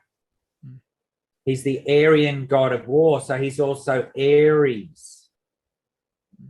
His navy occupies that. He's the only demigod in the Vedic system that has white skin and blue eyes.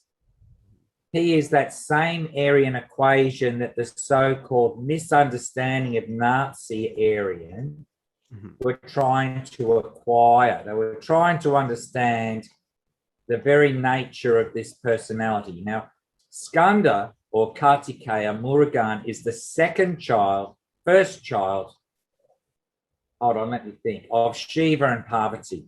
The other one is Ganesha, the elephant-headed god. Now, let's just move a little bit further to the south. Let me find in the Middle East. Just one thing. I just want to ask Santos something. Because you're saying Skandas. Santos, can that be synchronized at all with like the root Italian word for like scandare, with like being scared at all? I don't know. It just popped into my mind that I'm like skanda. Yes, absolutely. Gio, you've answered the question. You've answered the question yourself anyway, because your mind, through your higher intelligence, made, I get it. And as I said, Sanskrit's the root language. Now watch this very simply. Let's go down to what's called the Mediterranean. In Sanskrit, that is called Madhyadara. Hear the similarity? Madhyadara or Mediter. Madhyadara means Middle Earth. Now we've got North Africa and we've got the east side of the Mediterranean. So there's a country there called Syria, but they don't call it Syria. They call it Surya. Surya means sun god. So then you come a little bit further south and you've got this place called Nila or Nile. So in Sanskrit, the color blue is Nila. We may not pronounce the A and just say Nil, but we always say blue. And in French, you'll say bleu. And in German, you'll say blau. And in the Romantic, Spanish, etc., you'll say l'azur. But Krishna is the only one with blue complexion, and he's known as Nila Madhava or Nila Chela. So the biggest river in the world, the Nile, is named after Krishna directly. But no Egyptian, no Egyptologist, no hieroglyphic guy, woman, whatever, they would make that connection. So then let's have a look at what's called the Horn of Africa. At the moment, it's blurred out. It's a bit bleached, maybe the sun. It's called Somalia. Soma Chandra means the moon god. It's where that drink of immortality, that nectar, Soma juice, has been referred to. If you come a little bit further to just under Arabia, there's a country there called Yemen. But if you change the vowel, as you would in Nile, to reverse it, instead of A to E or E to A, you'll have the word Yama. Yama means Lord of Death, and it's the same god as in Japan, as in Yamaha or Yamaraj, King of Death. Yamaha means can't be killed by death, Yamaha. So all around the world, the countries are named and also the geographical color codings. So we think, for instance, that the Red Sea is this gap here between Egypt and Saudi. But actually, the Red Sea is between Madagascar and Africa, and it's called Arun Odadi, where the red sun is rising or setting, Aruna. But that same word is here in Australia. In Queensland, it's spelt with a U, A-R-U-N-A. In South Australia, it's A-R-O-O-N-A. For instance, the southern tip of India, where are we here? This is called Kanyakumari. And if we look, turn over to here, but Borneo, where's Borneo? Oh yeah, Borneo. Kalimantan. That's my kratom comes from there. What does? My kratom. Okay. I drink a leaf from that area of the world. Borneo is one of my favorite kratom strains. The most So beautiful that's- plant ever. So just saying. So that's Yeah, me called too. Kali Man. All right. That's cool. That's, Every day I take kratom. Every day. I was about to make myself a cup as we speak. I had mine before. I snuck it in. It's so beautiful. Oh yeah. That's so okay, awesome. so what I'm saying is from the southern tip, this is called Kalimantan. Mhm. And if you go over to Africa, it's called, over here, you call it Kilimanjaro, but actually it should be Kalimanjaro. So Kali worship and Shiva worship is everywhere on the earth. If you look at the word Sumerian, you've got the word Meru, then you've got the word Su, auspicious Meru, and then you've got the word Aryan again. Those who are pure in their God consciousness, who worship the central electromagnetic mountain, Meru. And in Australia, again, where's Australia? Yes, where is it? Down here? Oh, on the west coast of Australia, there are two places called Meru. If you go to New Zealand, there's a place there called Rama Rama in the North Island. Then in the South Island, there's a place called Hari Hari.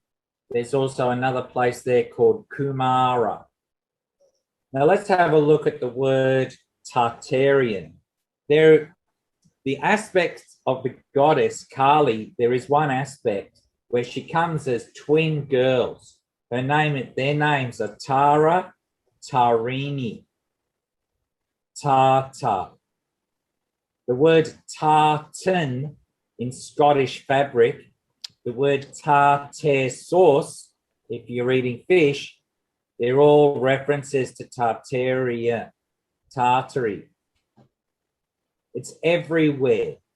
So Tara and Tarini are the mystical goddesses, I would say, of the so-called Tartarian Empire. And Now, who names, so when all these places around the earth, who decided and how did they evolve too? So if the places were being named around the earth, and honestly, just like the stars, and I was going to bring this up too, with about how there's the Fornax constellation, and we have something called the Fornix in the brain, and just like with Pegasus too, which is the seahorse, and we have something called the hippocampus, which is a seahorse, and we have all these connections. Now, the people or beings that had named all these places in the earth and even in the sky, is that deliberate, or is it, how does it end up that way? How does things in the sky and on earth end up being named and having these root etymologies connecting to us? Well, let me just share you another thing so you know. You know that there's the ancient culture of Crete in the Mediterranean, right? Crete. Mm-hmm. In Sanskrit, instead of Crete, it is Kriti. Kriti means Pleiades. So, for instance, the word Kali Mata, referring to olives in Greece, Kali is the goddess. She's the black goddess, the Kali Mata, Kali Mata. Right. So everywhere you're looking, if you look clearly, the island of Rhodes is actually the island of Radha, Krishna's girlfriend, past the feminine aspect of Krishna, the Godhead. So what I'm trying to say is that around the world, completely, this was they were called the Navagatis, the navigators, and they were all Sanskrit or Tamil. So when you hear the word ahoy, most people say, oh, that's Englishman talking to another sailor on the sea. No, that's Tamil. It's not.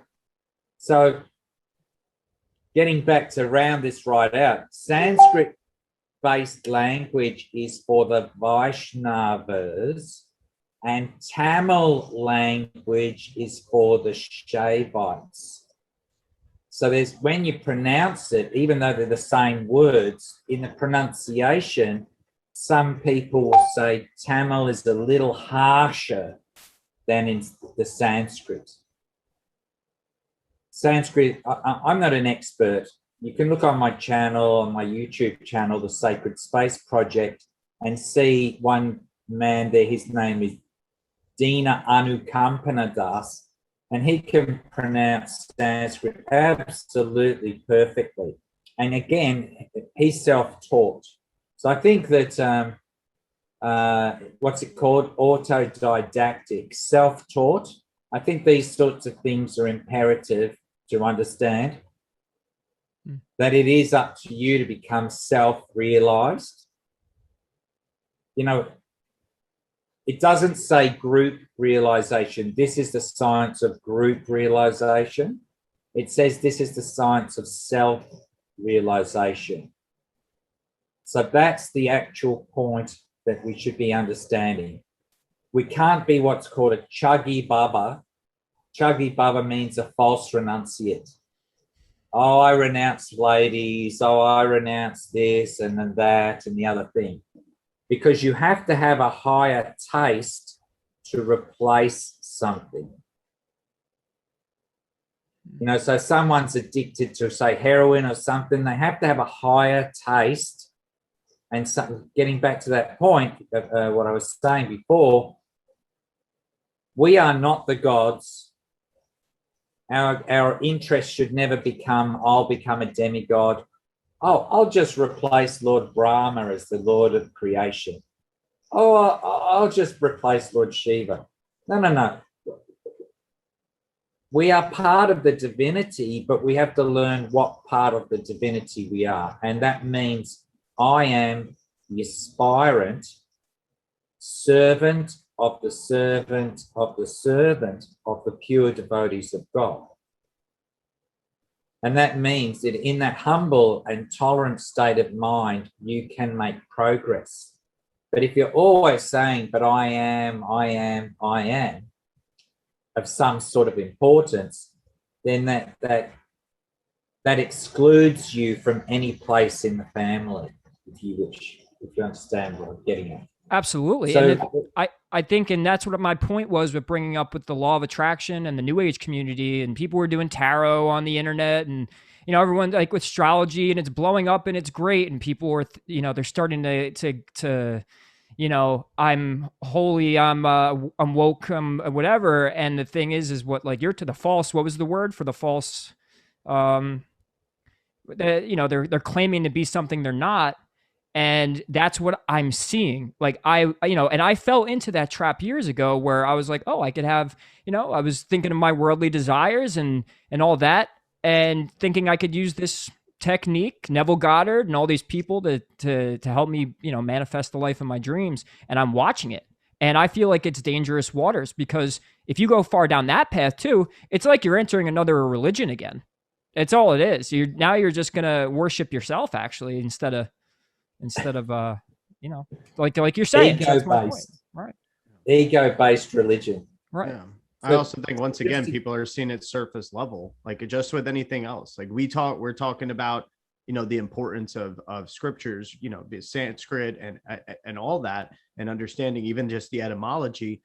You know, that's another thing. It's like, I think a lot of people dismiss those being the actual things to look at for teaching, because maybe some people realize the amount of mishandling of the information has been, and we don't necessarily sometimes have original text or anything and stuff, like, you know. But going into it deeper, you can end up seeing like how even you're doing, Achintya, and even how Santos does it, especially with the etymology and the allegorical sense of it and everything.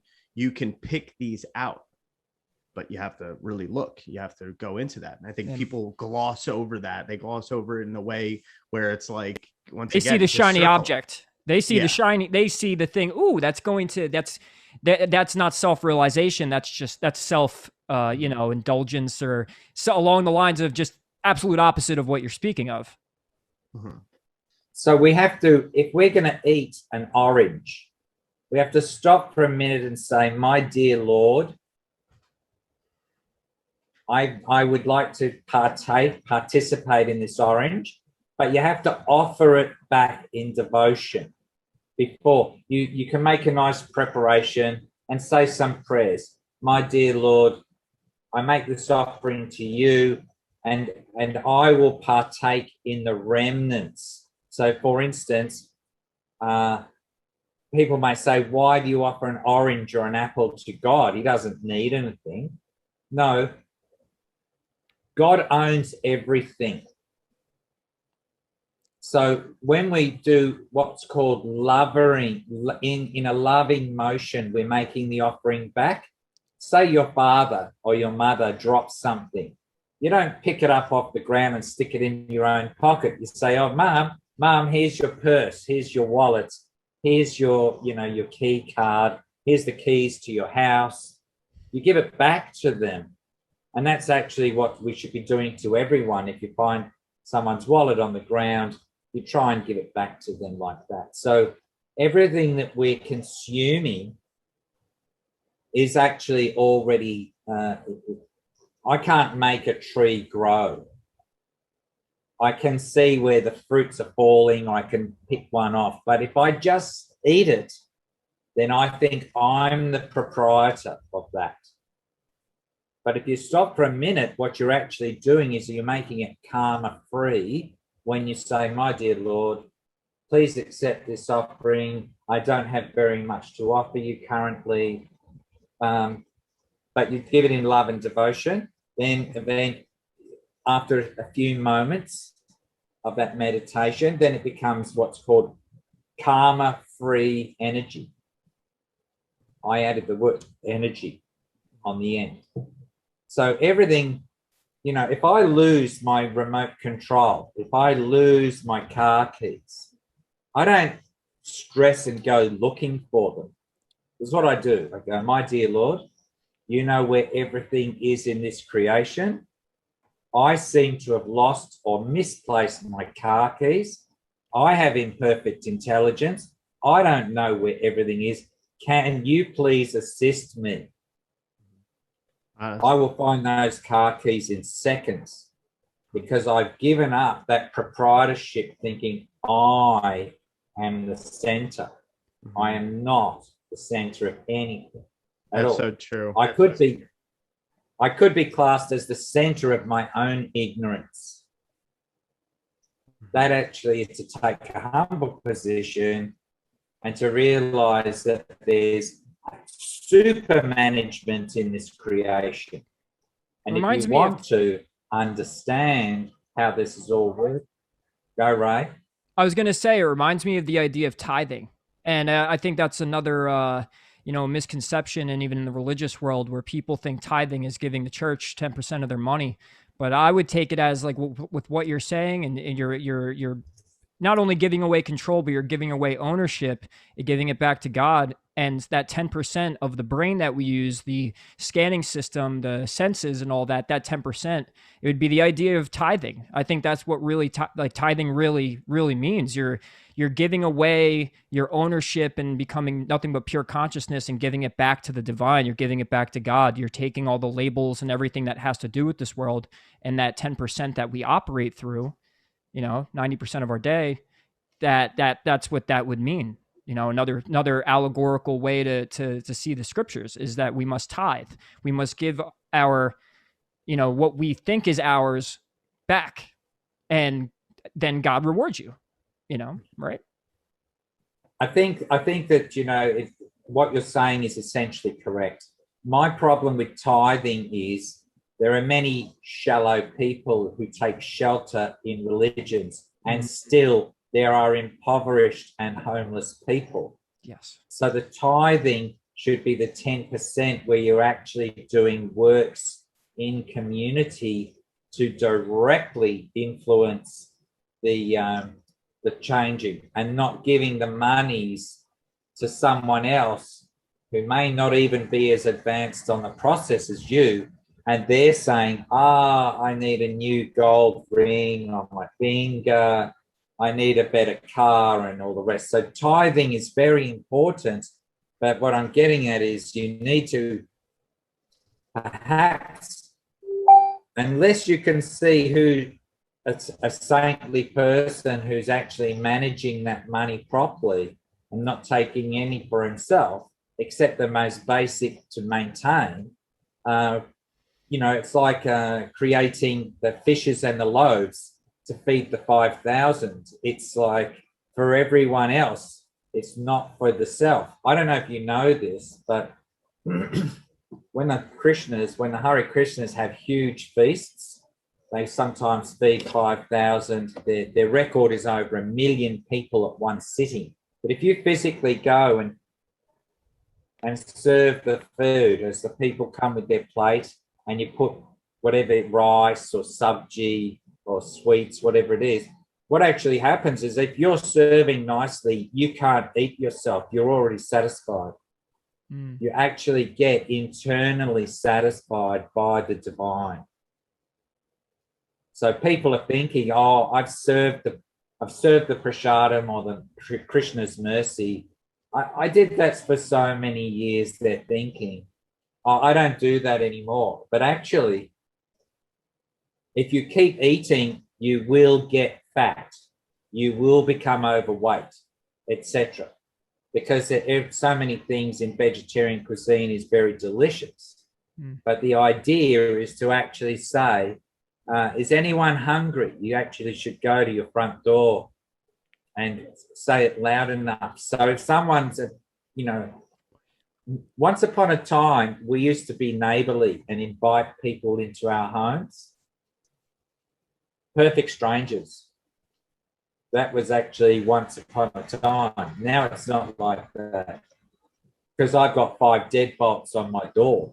Because I'm really living in fear and not in bliss. I'm not in Ananda. Is that part of the Kali Yuga? That's a theme in the Kali Yuga, is it not? Is that when we say these things, like in what you're talking about, if people have forgotten, they've went to sleep and they're disconnected. I mean, yeah, I hear you speak of the Iron Age and the Kali Yuga all the time. And is that built into the binary? Is it kind of like, hey, even though we're disconnected and a lot of us were asleep, is it part of that divine story that to be asleep and to be like this?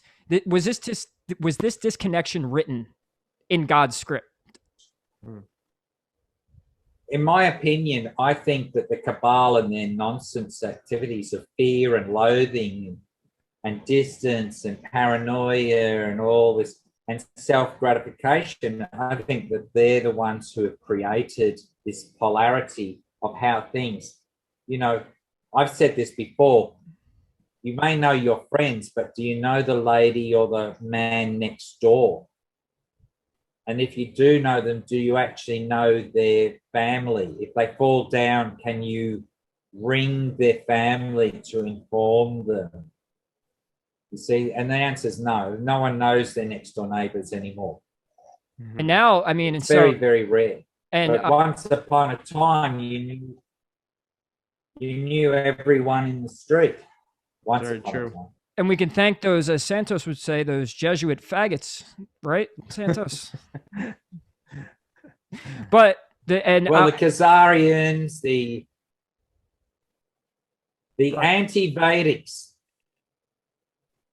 The anti-Vedics. Veda means knowledge, and it's for sharing for free. Anyone who puts a price on knowledge actually gets the karma for taking monies, because once you take the monies and then you misuse those monies, then there's a karma, you see. Right. So what I'm trying to share is that if I want to do an exchange, let's say with an astrologer, I may say to them, whatever your rate is, maybe I'll give you half of that to maintain your position. Maybe I can do some service.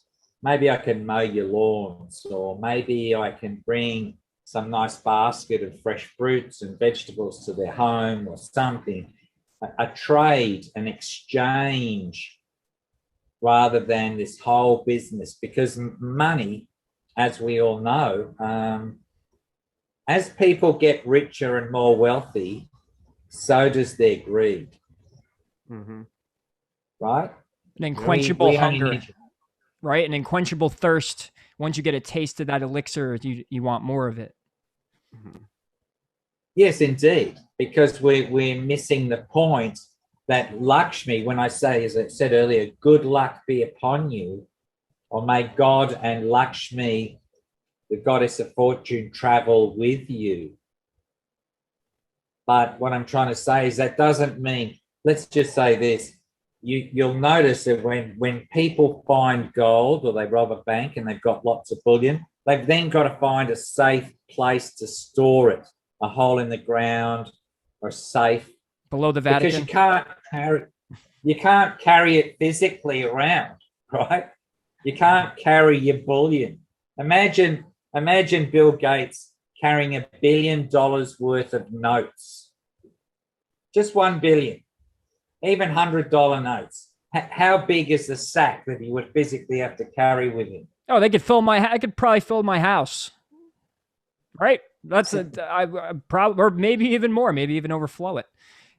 The idea that is insanity. I mean, and I don't know how people off the top don't, like, it's what scares me the most, I think, to both of you. It's what scares me the most is that I was a young kid who saw it naturally. And just the concept of that, I don't know how that can't wake somebody up.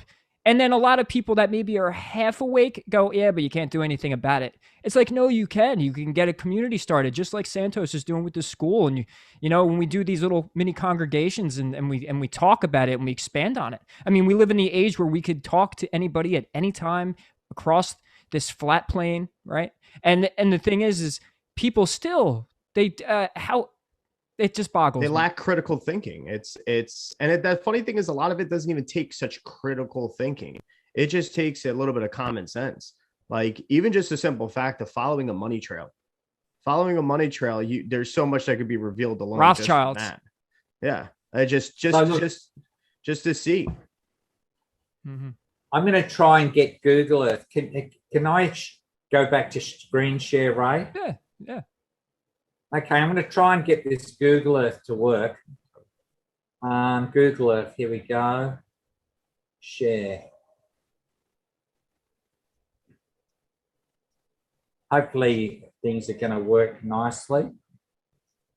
Okay, so you let me know when you can see what I'm looking at. I think it's loading up. Sorry, would you like to send an error? No, I wouldn't. Oh, there you go. Error report has been saved. Okay. Uh-oh. Screen sharing is stopped as share. Let me try it again. Where is it? Oh, I see. Okay, just a second.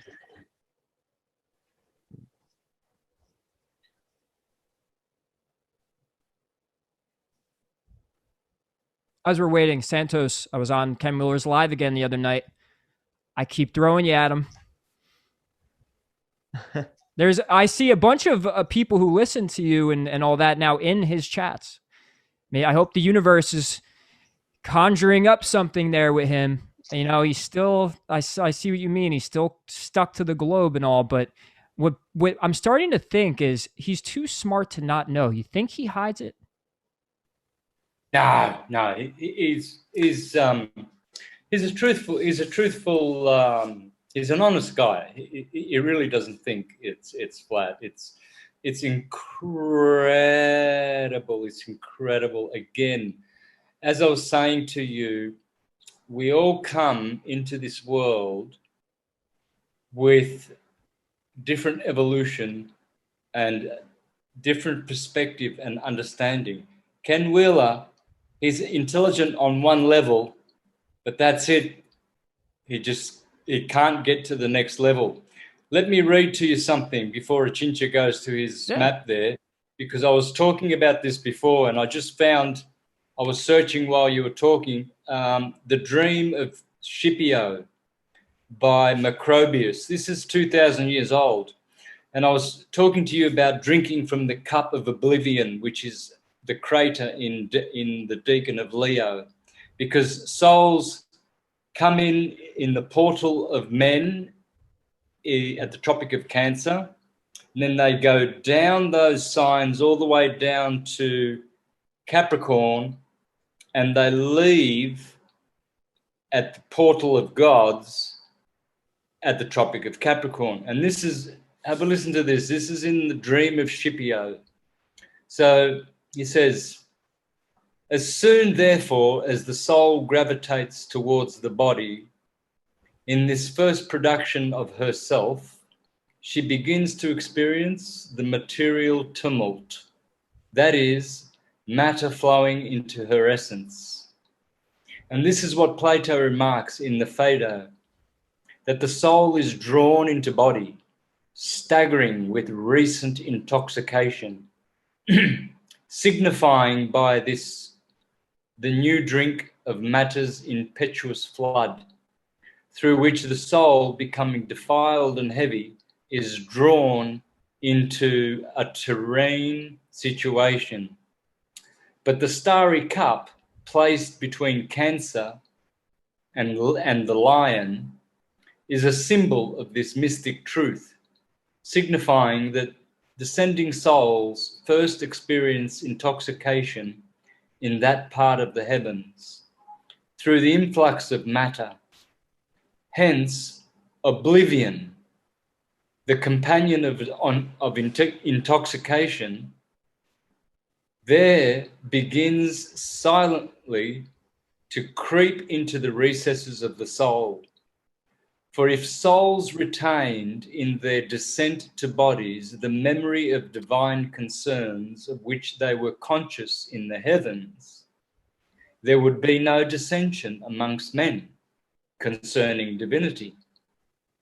But all indeed in descending drink of oblivion, though some more and others less.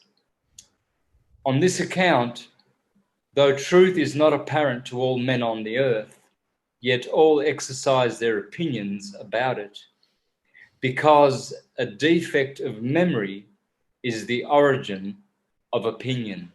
That's why people are opinionated. His opinion, it's only an opinion that we live on a ball. It's not the truth at all whatsoever. Why? Because he's intoxicated. He drank more than I did, for instance, because I remember and I know that the earth is flat because that's the truth. So why does he not know? Well, simply because of this process. Continues on.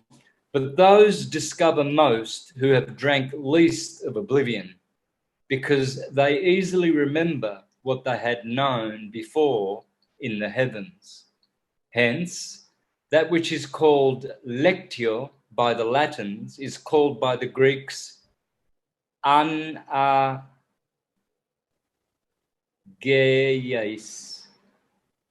Anagios.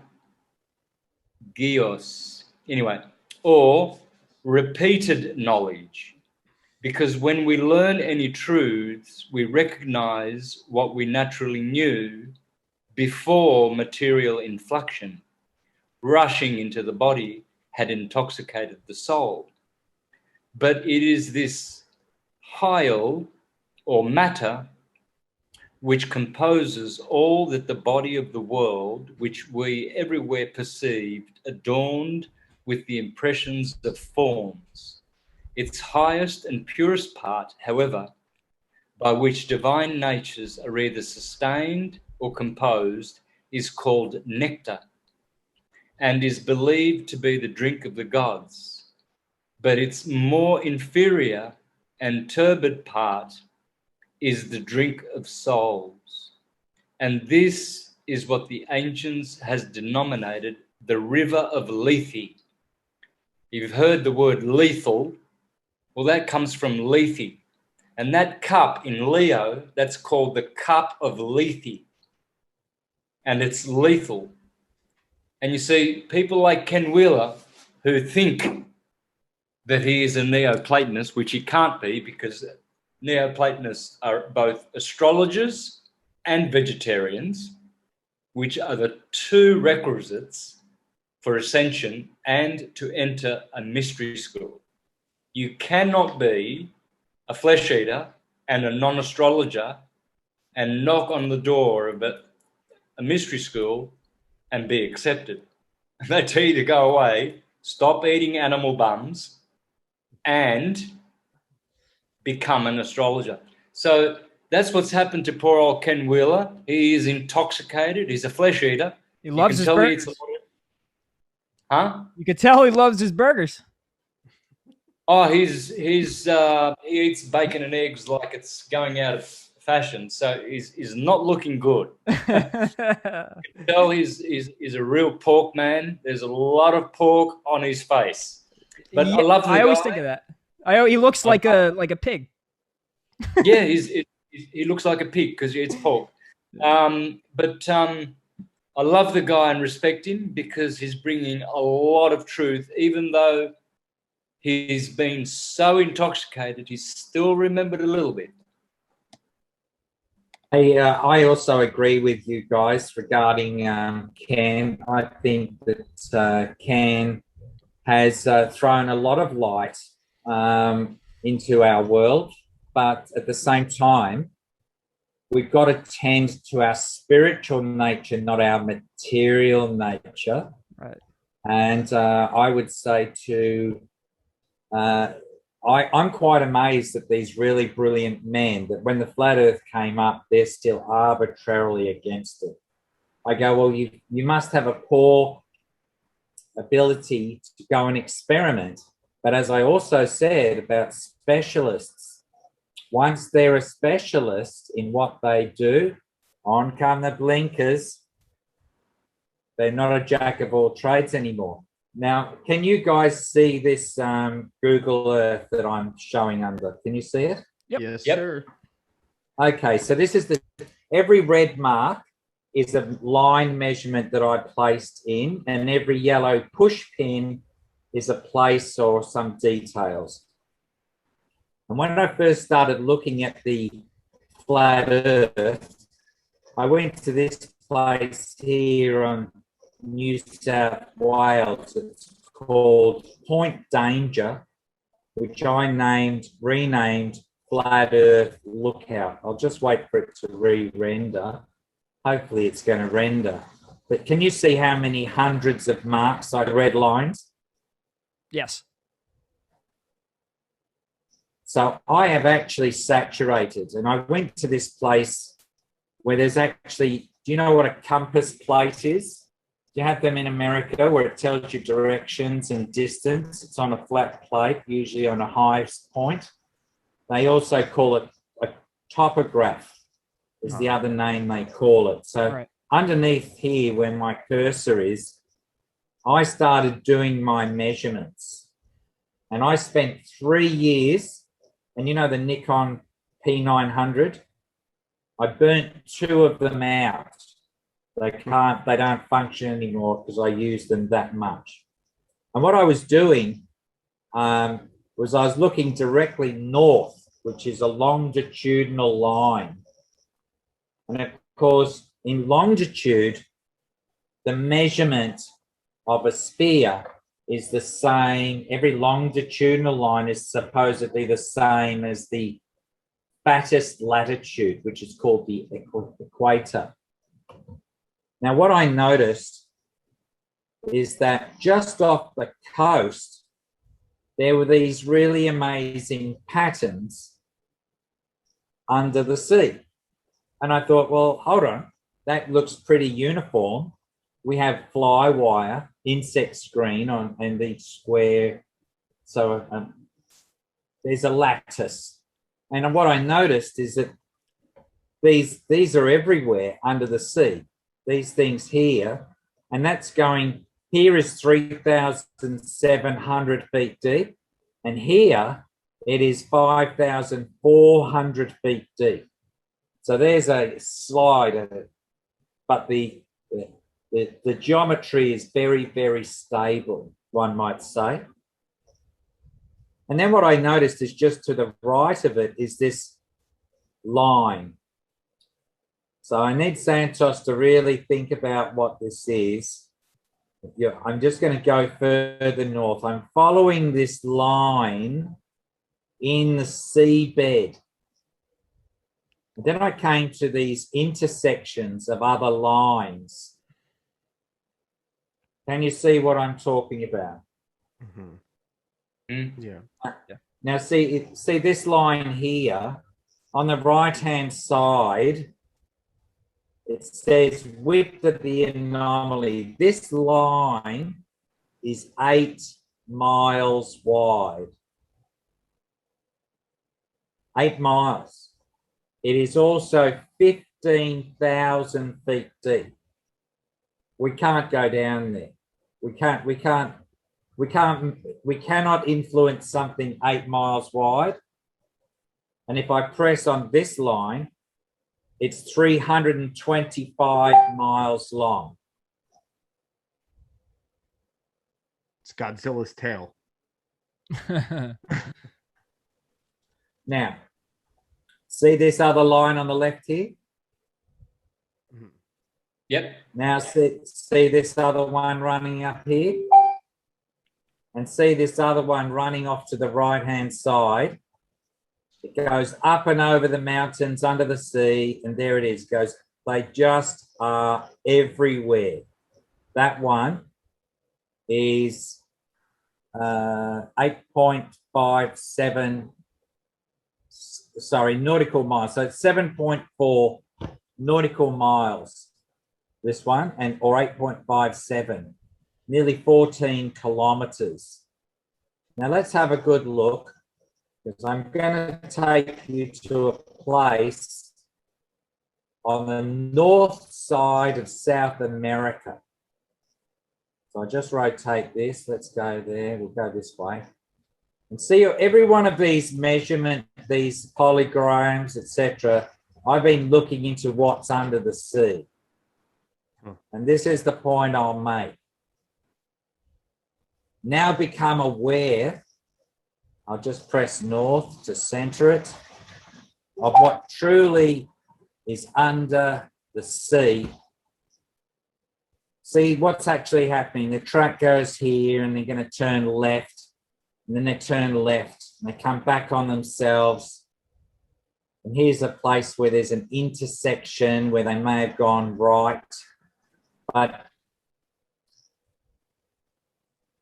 further here, see that's someone's done a U-turn, they turned back on themselves. But see, I was following this line. Right. Can you see what I'm saying? Showing you? Yep. Yep. Well, this is evidence of the people in Patala mining the ocean floor. This is not our activity. We cannot do this. And just to be devil's advocate, how can one say that it's you know, I mean, obviously that's clear as day that that's not any sort of natural phenomenon like water erosion or something, but maybe some of the other ones like. So ask the question of yourself, right? Are they going to Photoshop this stuff out and leave the tracks behind? Or is this the soft sand that you'd expect to see the whole sea bottom? Because there's no current stirring up the sea bottom. The currents are where the temperature is changing at the surface of the water, and maybe a little bit below. There's what's called the conveyor. The company De Beers, who they mine diamonds in South America. Mm-hmm. And the furthest depth they can go is 450 feet. They have a ship and it's got an umbilical connection, and they can actually mine the sand and drag the diamonds out of the sand. But look at this measurement. This measurement is 8.6 statute miles. From here to here, that's miles. So in this area alone, and also if do you know how a bulldozer works? You know, bulldozer or anything with tracks on it? Yes. If they want to turn right, they put the brake on and they let the other motor go around. And that's what you're seeing. You're seeing a sharp inside turn and a radius turn on the outside. But the whole world, this is just one area. This whole area is a complex, but these are all over the world. So look at the way that this machine, it couldn't do that really sharp turn. What it's done is it's gone that way and then turned around on itself. Now, I've shown this sort of data to people who run excavation machines, and they go, that's exactly how it works. And the other thing is you'll have these intersections. That's not a good one. Let's have a look at this one. See, that is absolute evidence, in my opinion, that there's mechanical devices. So the question you have to ask is, when they lay the cables down for internet or phones, intercontinental phones, the 10K or the 10G cables, they only rip up an area. The cables are only about, say, maybe a meter wide, less than that, because otherwise how do you store them on the ships when they're in these big, big circles and wide out, and they have to scrape the dirt and then lay the cable? They're only disturbing 2 or 3 meters wide when they lay those cables down. But here, these things are, I'll just show you. Let me get my measuring tool and we'll just have a look. Hold on, let me get rid of that. And do you know what the, as far as to place those cables down on the ocean floor as well, do you know what kind of equipment is used? Like, is there any sort of equipment? You can see that, for instance, in Central America, they put some cable down. There's a YouTube video, and they had to introduce, when a particular Central American country went online, whether it was Guatemala or Panama, I can't remember the details, but they actually know, and they hooked up the cable, and on ship, they dragged it up to the ship, and then they spliced it, and then they put a new cable. So you guys doing audio engineer and speaker wire, adding a speaker, you splice the wire, and then you... So what I'm getting at is that they've got videos of how they lay the technical details of who's done what regarding the telephone cabling, so which we now know. Simply put, then, what? Obviously, you've kind of explained what you think they are, but what would be the intention behind all of this, and why it would play some sort of significance? Like, if I'm somebody who's just watching this video or just not too knowledgeable in it, what's the intention behind knowing that these are there? And who? Right, and who? Well, as I said, in the crust below us is called the subterranean heavenly world, Patalaloka. It's actually where we get the word, if you take the P, it's actually where you get the word Atala or Atlantis. Now, I'm not saying that this is Atlantis. That's not what I'm saying. I'm saying that the Vedic description of our world, our flat world, is concentric circles going out past our ice wall. It's a flat plane, big, big circle. Above us, all the way to Polaris and beyond, is the electromagnetic pole. We call it Meru Danda. Danda means stick or pole. And it's how the electromagnetism of the planets, the grahas, the wandering stars are moving. But the people below us who come out, and we all think they're aliens from other star groups, whether it's Pleiades or whether it's Alpha Draconis, etc. They all think that they're coming into our dome, and I'm saying, no, they can't come through the dome. They may come through a stargate, They may come through a wormhole, but we're not in charge of that technology per se. I don't know what military know or don't know, but what I'm saying is, you know, we have creatures here called possums, and the possum comes out at night and comes from his little bush retreat, his little nest, and he's looking for some food, some fruits, etc.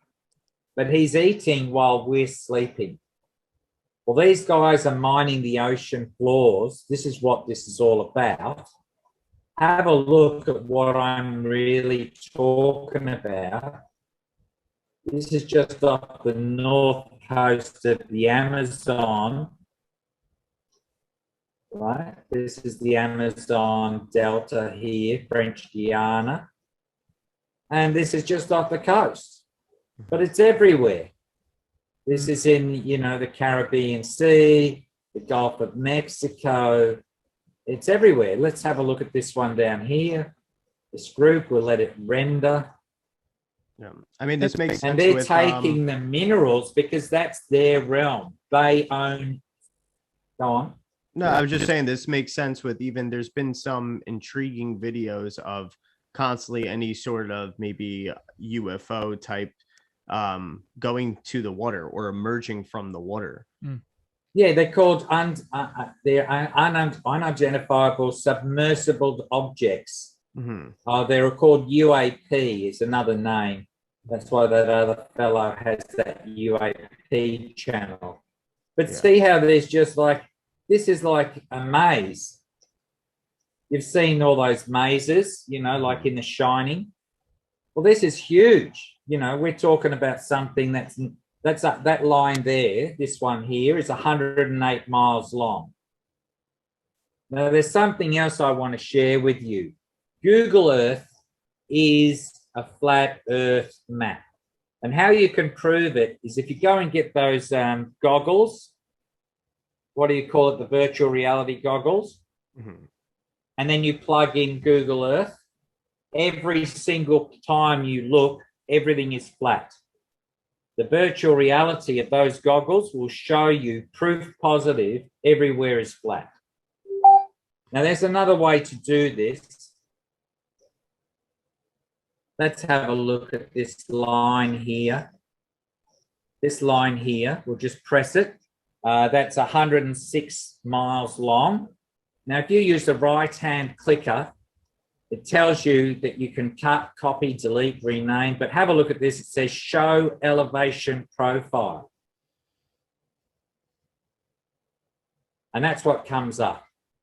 Now watch my cursor. See how below my cursor it says 0 feet?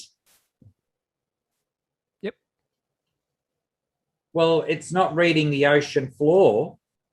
It's reading the surface of the water. So it's not even anyone giving can do a number. Anyone can do this. Anyone at all. So from 0 feet, 0, that's what I started the measurement. And we can run across this cursor. And that elevation of the water is, here's that red box. See the red box? 0.00 feet. So there's 108 miles of absolute flat water in the middle of the Atlantic Ocean. Oh, that's right. Okay. Wherever it is. Right, right. Now let's have another understanding. I'm not sure if I can get past this. See this little box of data here? Now watch what happens. I'll see if I can just go there. I think I've got a problem now because the X button is underneath here. Oh, let's have a look. I'll see if I can kill it. Yeah, killed it. Okay. So let's have a look.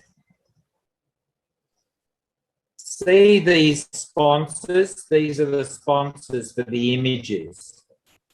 Down there, the white, in the white area here, see US Department of State Geographer. Can you see that data in the bottom, in the white text? Okay, let's have a look over here. Gonna have a look here. See the word Copernicus has just come up? Oh, it's Santos's favorite word. Well, that's the algorithm. That's called digital Copernicus. That's the algorithm that turns our flat world into their ball world. How ironic. Did they do, now, is that on purpose, you think? It's in plain sight, Bubba. As they do everything else. Wow, it's crazy. So my point to you is, right, now you need to think about what I'm saying here, right?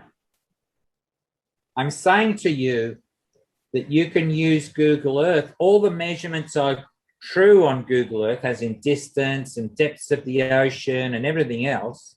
But hidden in plain sight is extraterrestrial activity.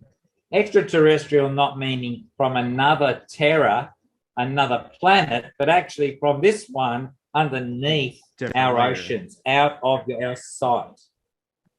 The same, and watch this, just so you know. I'm just here now in Central America. So let's have a look. And let's have a look at all these places. This one is called Lake Atitlan. So to find the place Atlantis, just put TIS on the end of that word. Lake Atitlan, Volcan Atitlan. Central America is the place called Atlantis. Atlandesh. In Sanskrit, we would say Desha. Now, the difference between T and D cannot be seen because when I say T and D, it's where the tongue touches the back of the teeth. Atlandesh. So if we say the word Bangladesh, it means the Desha, the place of the Bengalis, the Bengals. Atlandesh, or in the Greek, Tis, means the place of the Atlans. And that's why you have the Atlantic, Atlandesh, ocean, or Prasagara. Let's see this word Santiago, Atitlan. This is actually the place names. I didn't do this. I'm just putting my things in there.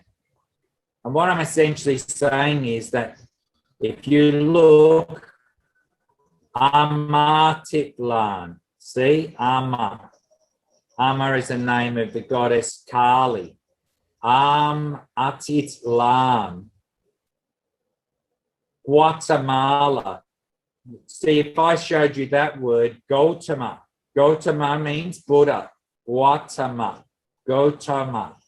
Gautam, Buddha. But if I look at it this way, it says Mala, which means circle.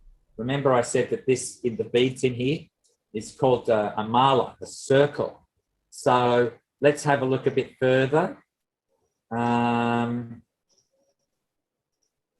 Let's have a look. Guatemala. Let's have a look at Managua. Here we go. Up here it is. Now, are these physical or like multidimensional beings on this subterranean level? Well, I have a feeling that they're the people we call the Greys, but I can't tell that. And I'm talking about the taller ones and the smaller ones. I can't tell. I've never met any to my reconciliation. But let's have a look at this.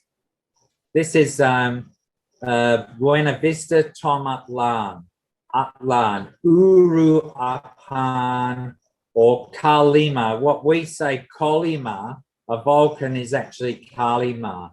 Just like California is actually Kali. It's not Kali as in CA. So let's have a look a bit further. Chihuahua is actually the word Shivava. Va means temple of Shiva, Chihuahua. When we look at all these places around the world, they're all Sanskrit based. So for instance, we have the word Peru, P-E-R-U. Then we have the word Uruguay. And we have the word Chile. So in Sanskrit, the word for a mountain or a rock is Shila, Shila, which is pronounced by the Spanish Chile, not Sheila. And we have this Uruguay and Peru. So the two races, the Pandavas were called the Puru dynasty, and the Kauravas were called the Kuru dynasty, and that was where the Battle of Kurukshetra took place in India. But the word Uluru, and in Australia, and the word Uruk, let's have a look at the word Uruk. So we may be familiar with what's called Sumerian. So here we are in the ziggurat parts of Iraq. Iraq is named from the word Uruk. See how it's re-rendering? And Uruk is the word Kuru in reverse. So the Sumerians were part of the Vedic culture. And so were the Central Americans, part of the Vedic culture. Everywhere was part of the Vedic culture. So does that mean, real quick, that the Enki and Enlil story and all that came from the Babylon times and all that, could that have been just another offshoot of Krishna and all that? Like, is that an allegorical story, or could that have been actual real beings? Like, it seems like that would relate, because I notice a lot of parallels even with that story, and a lot of people see it. They say it's like it's a real thing, and I'm always on that lookout for things to be metaphorical or symbolical.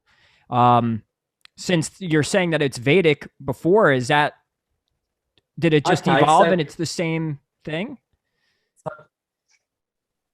Well, let's have a look at this. This can be verified by a different Santos. Now, when a character called Alexander the Greek, Alexander the Great, the one who created the Alexandrian society. Yep. So he had to come to what's called the Oasis of Siwa. And if I say video in English or video in Germanic, V and W are interchangeable. You can say Vaishnava, Vishnu, or Vishnu, you can say that. So the Oasis of Siwa is actually the Oasis of Shiva. And what's there? The Temple of Amun. So Santos will get this very, very quickly. Shiva and Amun, as opposed to Artun, he can go along. He'll have some very much deeper understandings. Yeah. But let's have a look, for instance. So Alexander crossed the Libyan desert, and he went there to ask the oracle. But he actually created this place. So it's called Alexandria. I'll just wait for it to render. But it's actually Al-Iskandariya. So who's Skanda? The Aryan god of war. Al or El means God. Iskandariya, the Aryan god of war. And the Greeks had a war god, and he went to the temple of Siwa, and he asked the oracle, am I the son of God? So I'm saying to you that there's so many evidences in our world, when we listen clearly, when we get beyond the dialogue of the institutionalized teachers, evidence is everywhere that, for instance, the warmonger, you might say, the Jesuit faggots. Well, Alexandra, there is no X, there's no letter X, not in Greek. There's no letter X. So yeah. Alexandra, we think then of the word Alex. The hunter. but it's actually Al Iskandar Arya. Let's have a look at a different way. Let's have another good look. Let's go over here to the Mount Carmel. See, when we see the word Carmel, we might think of caramel. But if we see the word Carmel, we'll think of the word karma. Mm-hmm. And all it is the consonant of K and C is interchanged. Skanda, C or K. Doesn't matter. Cali, you too. may say scan. Huh? You say with Cali, too, same thing. So I guess that's an ongoing... It seems like a lot of these etymologies and stuff, it's always just subtle. It's like, you know, it's always subtle changes. It's hiding right in the word, like you're saying. And so is sleight of hand. Sleight of hand or mesmerism or hypnosis. It's the words that they've just said to you. I make something disappear. It's the spell, the spelling, right? Right. But what I'm trying to share is that then when we look, for instance, about the Queen of Sheba, the place is called Beer. Let's have a look. Beersheba or Beersheba, right? V and B are interchangeable.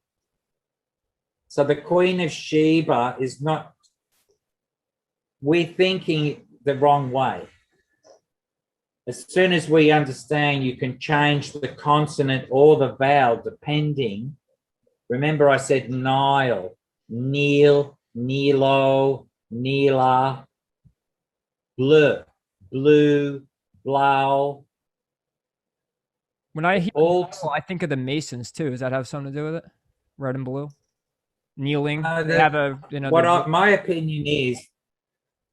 opinion is that when British people in English language, there's Norse, Saxon, Norman, Brittany, Normandy, Saxony, Viking. There's all these languages, French, etc. So depending on how versed in English you were as an explorer, you would then misspell things. So if you got to India, you'd say Bombay instead of Mumbai. You'd say Peking instead of Beijing. So really where it's actually not a contrived disturbance. It's actually the lack of understanding of the English language from the very explorers of Captain Cook, Matthew Flinders, and all the rest of them. And I'd say the Dutch people had the same problem, whether it was Van Diemen or whatever. These guys went around the world meeting foreign language people, but they didn't have a basic knowledge of Sanskrit. They had the material language of English. Now, I'll just show you one other thing while we're here, because I know we'll have to go sooner or later. We could talk all day. This is the island. This is the island of Thera. And look at its other name, Kalisti. Kali. Kali. Yeah. See that? Right. The most beautiful one. That's the actual translation in the Greek of Kalisti, the most beautiful one. And she's Lord Shiva's wife. She's his consort. So she is very attractive. She's not the most beautiful. That is Radharani. But let's just show you something. They say that when Santorini blew up, that's when Moses crossed the Reed Sea. The Reed Sea is the Nile Delta. And what happened was that the water separated. And when a tsunami comes, what actually happens is that the water retreats from the beach. And then when the soil becomes hard, the beach sand becomes hard. So now you can walk on it. But then later on comes the wave. So let's have a look. So they reckon that this Santorini, when it blew up, the explosion went 20 miles into the sky. So in the stories of Moses, it says that you could see a pillar of smoke in the day and a pillar of fire in the night. So here's the Reed Sea down here on the delta of the Nile. That's actually what it's called, the Reed Sea. And here is the explosion. Let's have a look at what this says. 429 miles from there, from Thera to this circle. This circle is going in all directions, right? So if they crossed the Reed Sea, they could see that 20-mile explosion at a distance of 429 miles. Does that make sense? Wow. Yeah.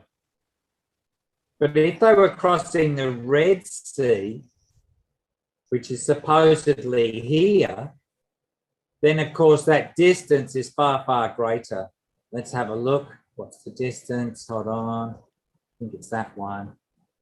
It's 1,200 miles or nearly 2,000 kilometers.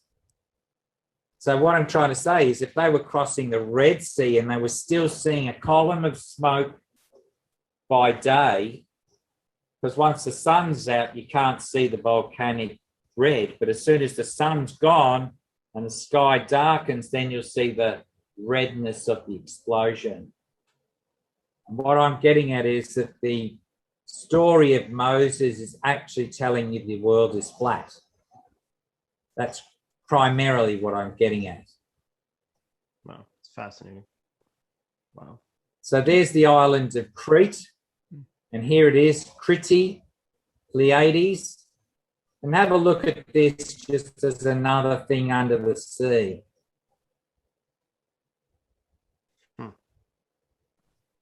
Huh. Looks pretty uniform to me. What on earth was this? Looks like it was some sort of civilization. Exactly.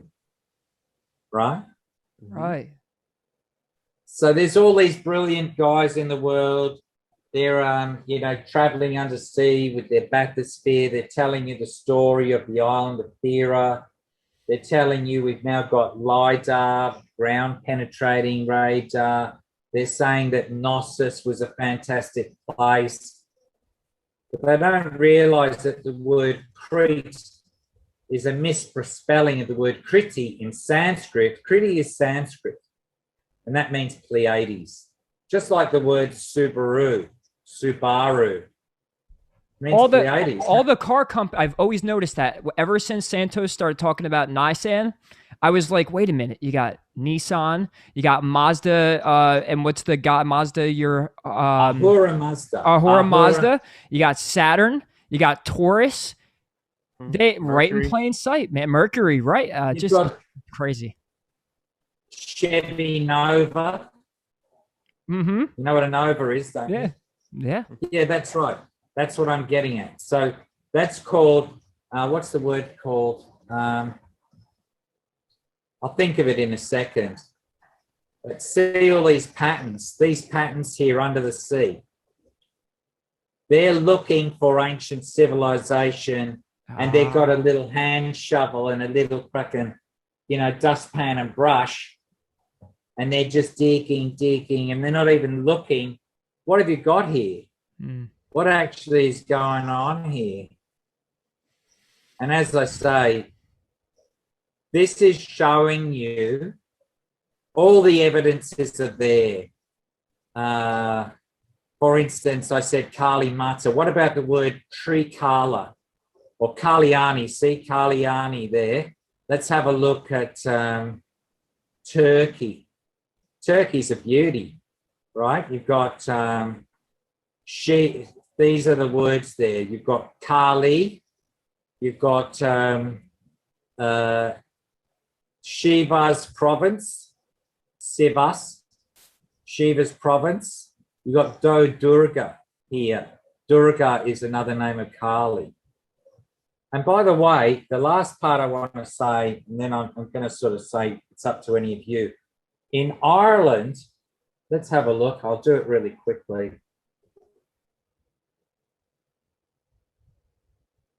Oh, by the way, you know how the G7 went to Mont Saint Michael's Mount, St. Michael's Mount here in Cornwall? Uh-huh. This is a ley line. It's actually the crossing of two ley lines. Oh, boy. And in Ireland, in the southern tip of Ireland, is the place called Skellig Michael. And there's a temple there. And that's a tree. That's a tree, right? That's a petrified piece of rock. And then down here in Cornwall, where the G7 just went, let's have a look. St. Michael's Mount in Cornwall, that's the top of a tree. And then you cross the, you can see it. You can look for yourself when you've got some time. And then you cross the ocean there into France, and that's called Mont Saint-Michel. That's called a ley line of St. Michael. It changes its name to Apollo once it gets into Italy. So they must know. They must. Do you think that was a ritual? Well, have a look, just so we know. This other cross section here, these red lines running this way. Look at what they cross: Glastonbury, Silbury Hill, the British. Look, the British chalk line. Let's have a look at what's there in the ground. This is called the St. Mary's line. That's, there you go, there's a lion made of chalk on that ley line. Mm. So what they did is they created a ritual. They made a blood sacrifice, more than likely. They certainly bathed it in red light. And it's the cross-section of the Mary line. And if you have a look at all the churches, let's have a look. Hold on, let's have a look at what that church is called. There's one. What's it called? Oh, Stopsley. So that's not a good example. We go right over to the coast. And I do have a question about rituals and you know. Well, there you go. Look, St. Mary's Church, Mary Magdalene Square. That's the St. Mary line. And the other one is Mont Saint-Michel, or the St. Michael Apollonian line. Huh.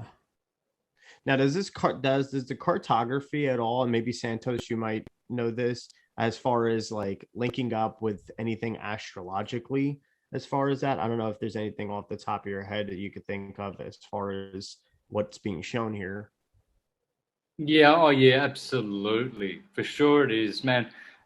Just where Achintya was before, down in Somerton, there is the Glastonbury Zodiac. I've done a whole presentation on it. In fact, if you go to my YouTube channel and look at punch in the word Glastonbury presentation by Santos Bonacci, you will find that I'm talking about this St. Mary's line and St. Michael's line, and showing how the zodiac is in the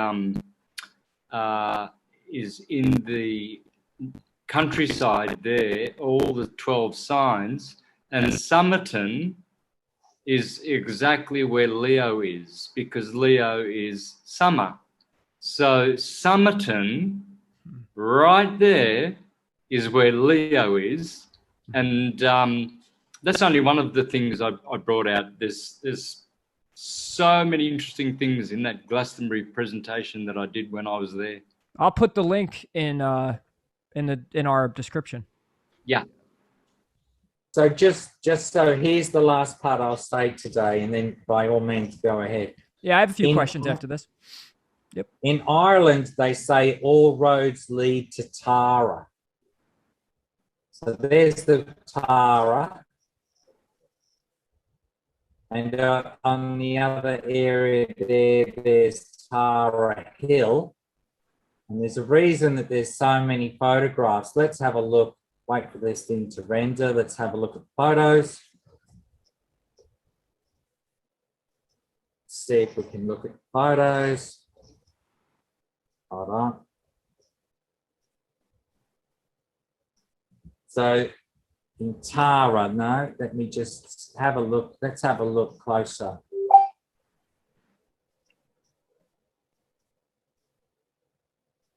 See the round circles at Tara? Mm-hmm. Okay, so what's at Tara? Let's have a look. Torah. Maybe these electromagnetic grids. Off ley lines, No, I'm pretty see- sure, right? Yeah. No, what's in the center there is a Shiva Lingam and a round set of red bricks. Where my cursor is pointing here, Mm-hmm. because Tara and Tara Tarini. So the Shiva Lingam is the upright phallus of Shiva, and the Yoni is the female anatomy of the Kali, the goddess, named Tara in Ireland. So let's have a quick look down Just the like bottom here. the Capitol. They do this all over the world. They did it at Washington D.C. with the Washington Monument with the Yeah, Right. doesn't that come from a lot of like the story of Horus, which I'm sure comes from elsewhere?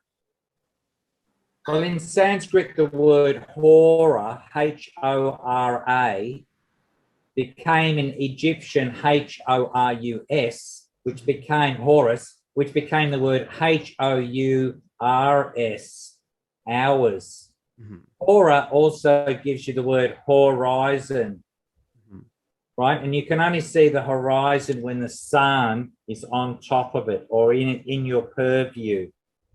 You can't Right. see a line in the ocean where the supposed Hora zone, get it? The Hora Yeah. zone, Uh-huh. you can't see it in the nighttime. Yeah, and But I'm this also is an thi- ancient practice. Like this is Yeah. something that's repeated over and over and over again, and on the ley lines too. Yeah. There you go. See that photograph? hmm Uh-huh. So there's a Shiva lingam in a circle of Tara, the goddess Tara, which is Kali or Durga.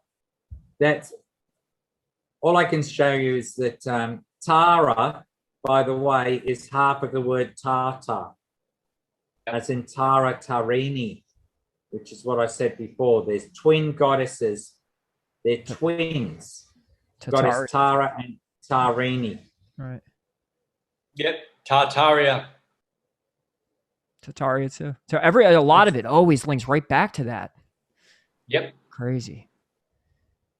And with these placed at these areas and these spots, and we say rituals and we say, blood sacrifices, and they're repeating these processes. Now, what would that have to do with electromagnetics or the effect on human consciousness or the mind itself when they're doing something like this, or it's built like that?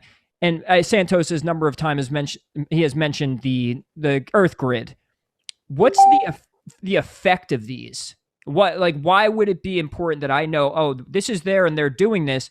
Obviously, I'm guessing there's a polarity. There's a good reason and a bad reason to do these for. But what would be the effect? What would be the outcome of these?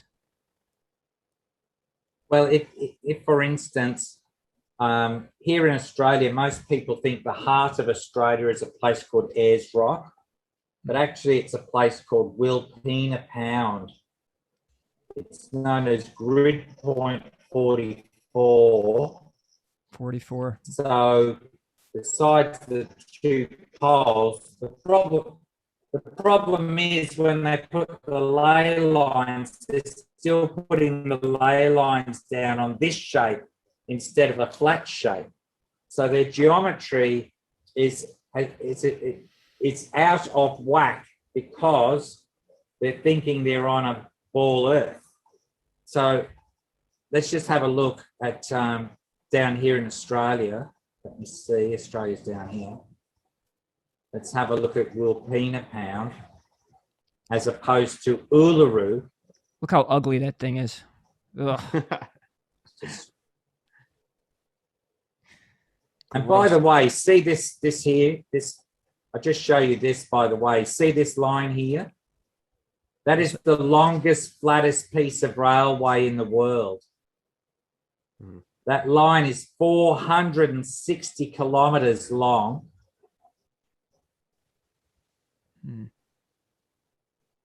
478 kilometers from South Australia into Western Australia. And the height only varies 300 feet across 400 or 297 miles, 300 miles. Right? And here's the word Maralinga. So let's just go and have a look. See these, all these ones is every single station. I've got them marked everything, their elevations. Okay, so here we go. Mount Aruna. Aruna means, remember I said Aruna means the red sun. Aruna Valley. Aruna, red sun. Wilpena Pound. So this is actually the heart chakra of Australia. And this is about 88 square miles of pure crystal, and it's convex. It sits above the ground. It is not a crater. It's not in the ground surface. And so in Australia, most people thought that this place here was actually supposed to be Uluru or Ayers Rock. But when you look at the grid, the Becker Hagen's grid and the Russian grid, etc., all these places converge here. So the ley line grid system was only fully discovered where the grid point was by a guy named John McGovern, and it came from a book called by James Jacob Hurtak called The Keys of Enoch. I've met these folks, all of them. And what I'm saying is that when the geometry is applied, this is the only place where the grid interlocks. That's why it's called grid point 44. So there's the center one, Mount Meru, then you know how a soccer ball is made of pentagons and hexagons, black and white? Have you ever seen how that's a soccer ball? Yes, sir. It's something for Ray to look into. When you put two hexagons side by side, this being one shape and it joins another hexagon, the angle. So they actually, when they shape a soccer ball, it's made of pent 5 and hex 6 short-sided geometries. And that's how it makes curvature from flat pieces. Obviously, the leather are pieces of flat. And there's a bladder that you pump up, and then that expands it with air. So you look at a soccer ball, a black and white one, and you'll notice. So the ley line system means this, that if you go to those sacred places and you do God-conscious songs, doesn't matter Latin, Hebrew, whatever's Sanskrit is best, obviously, then you're sending love energy around the earth along the ley line. In Australia, the indigenous people call them the dream, they call them the song lines. In China, they call them dragon paths. And they're all connected. So if the G7 goes there and does that thing where the Mary Magdalene and the St. Michael, they go there, they've polluted the ley line grid. Whatever they did there, besides their wearing masks and patting each other and generally glorifying each other as demons, what they did, they must have done some ritual there to taint. It's called tainting. If I get some clear water and I put some red dye, then the red dye will spread, and then you've got a colour in the water. And remember, they did the red lighting.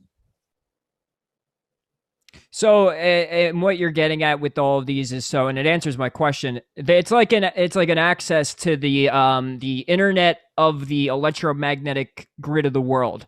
It's the connection. It's like the wiring system, the etheric wiring system. So if you're doing things at these sites, it's immediately being transmitted quicker and more powerfully than any energy normally does around the rest of the world.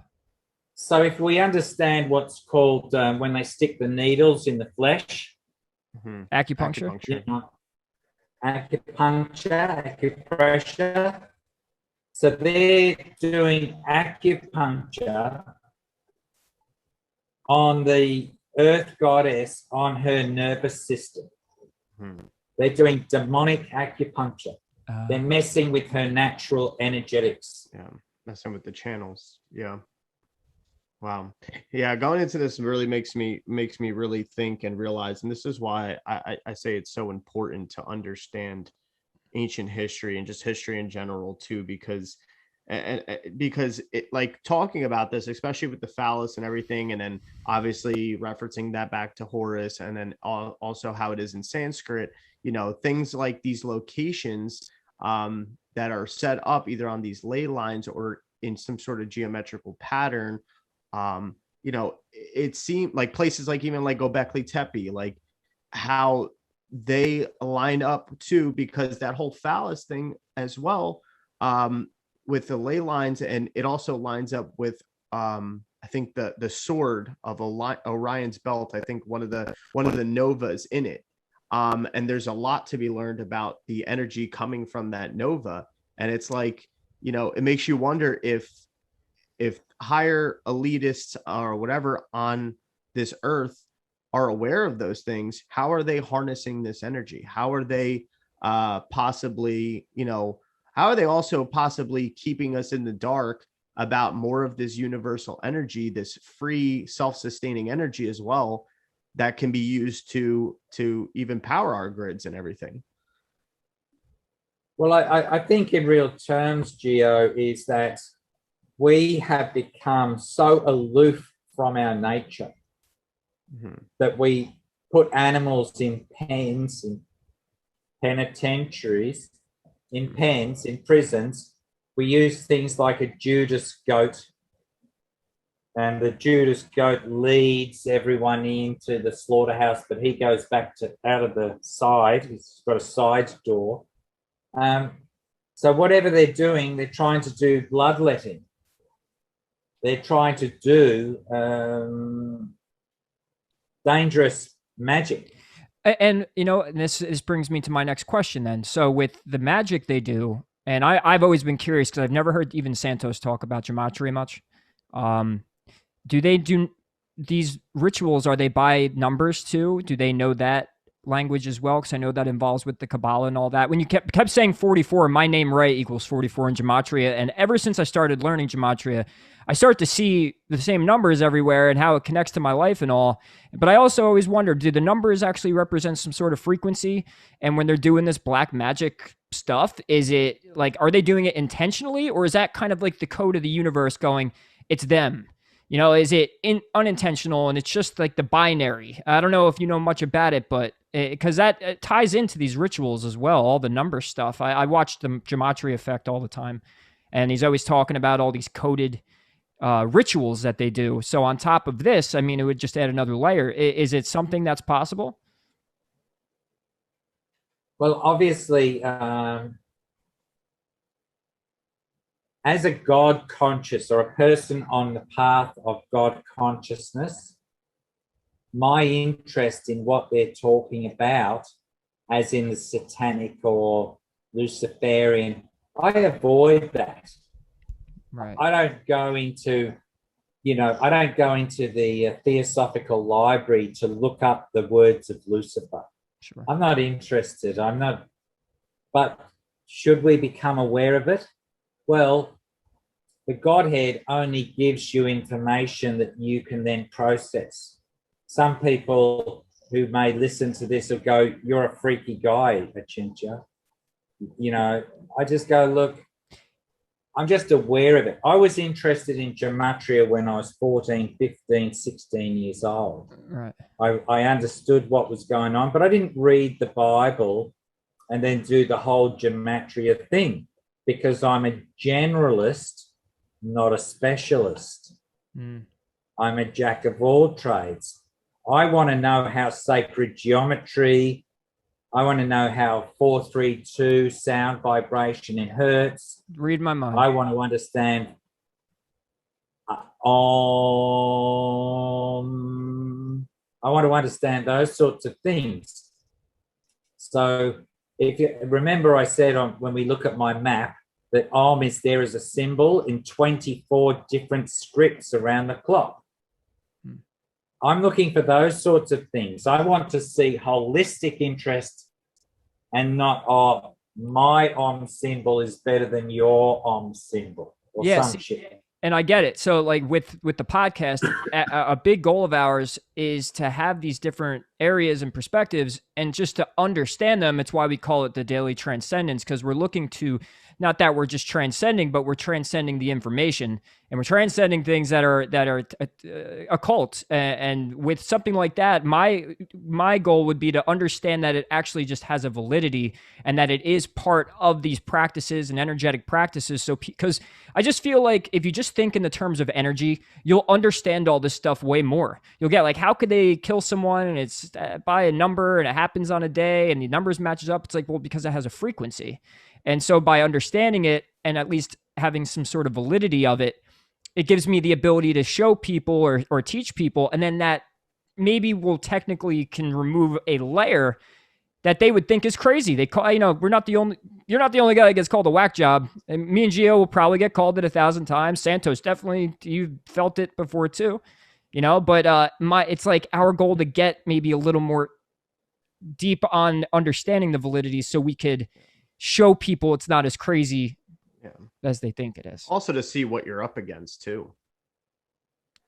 Know thy enemy. Well, the thing is, my business is to serve community. How I serve community could be, thousands of different ways. It depends on what opportunity to serve community there is. But I'm interested in hearing from elevated souls and then repeating what I understand of what was said. I don't try and decipher what's being said. It is, comprehension, and it's internal. And what I'm trying to share to you is I'm only here for a short time. I may come back without a doubt, but I have no memory of who I was in the past. That's generally the problem, that we're, in the birth, being born through the birth canal. The Vedas say that, while we're in the womb, we're praying, oh, don't send me there again. Don't send me there again. Please don't send me there again. I don't want to come back. Yeah, that's right. So we may as well do our duty and get it over and done with as soon as possible. Sure. Yes. And I actually, by the way, because I have 432, I've been playing my music in 432 for probably 6-7 years. I was called a quack for a long time with that. And then I saw that Santos did it too with the flamenco. And one of these days I got to get on a track or I got to have some jam session with Santos and all that with the 432. But I definitely, even with that, I've experienced that. You could feel that with my ears, like there's no need for explanation. Something like the tone of 432 and all that really does have an experience to it instead of diving too deep. So obviously a very important thing as well. I promote my music and everything I listen to in that tuning too. So it was cool that it was on your map, how it connects. It's so connected to everything. Yeah, because it's Vedic mathematics. It's 4 times 108. See, that is the issue. If you do get a chance, Gio and Ray, have a look at the text of what I've actually said on the bottom of that map. I will say this to you. I looked to see if there was a guideline book on how to make a map, and I found that there wasn't any such thing. I then interpreted that I could put any text I wanted in the white area around the circle of the map. So what I did is put the Vedic math sequences in there so that anyone who's into sacred geometry or anyone who's into Vedic mathematics or this frequency of A432 could start to see the matrix of creation. So if you look at the works of Dan Winter, he, for instance, uses a toroidal donut. In there, there's the different colors, and as he rotates it, it's called the bandwidth between infrared and ultraviolet.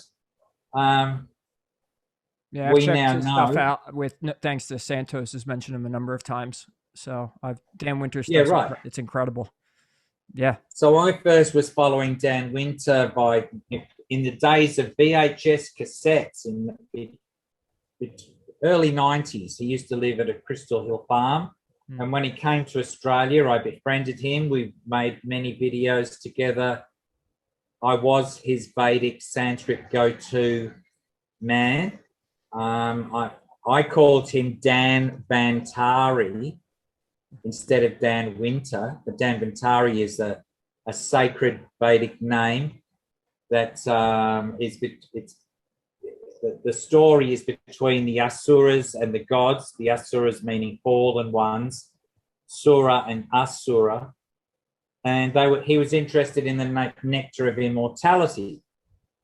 And that's what's in the pot of Danvantari. That's the nectar of the elixir of immortality. But I haven't spoken to Dan for a long time.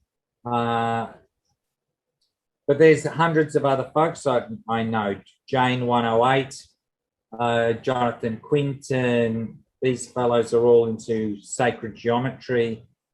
But as soon as I went flat Earth back in 2015, a lot of people sort of said, you're a bit weird, a bit more weird than usual, perhaps. But I'm very, very satisfied. That's why I put in these markers, these red lines in my Google Earth. Let's have a look. Any one you want. There's the distance, show the elevation, and it's going to show you that the water's totally and absolutely flat. That's 1,000. That particular line is 1,300 miles long. I don't know why it's showing that. It's just jumped into what's called, that's the sea floor. That area there must be the sea floor that it's reading. Yeah, it says minus. So there is, we know that there are anomalies in Google Earth. Mm-hmm. We know that for sure. So just press another one. Here we are. This distance here, what's the distance? 859 miles of flat Earth, flat water, wow, straight across the Atlantic. So and I've never heard anybody speak of this either. I mean, Santos, have you heard anybody ever talk about this area of the flat Earth? I have never heard a flat earther talk about this. Well, I don't. Number one, I don't repeat what other flat earthers have said. That's their data. So if you look at people, you'll see, I can't think of his name just at the moment, the guy who took on NASA, and all of his podcasts are about NASA fails and NASA this and that. Jeranism. Yeah. Yep. I invited Jaren to come out to Australia when I found that flat Earth map in the water. There's a flat Earth map in Sydney. I found him because of Crow. I found Jeranism because of Crow, and now I'm actually talking to Jason from Secrets of Saturn and that whole group.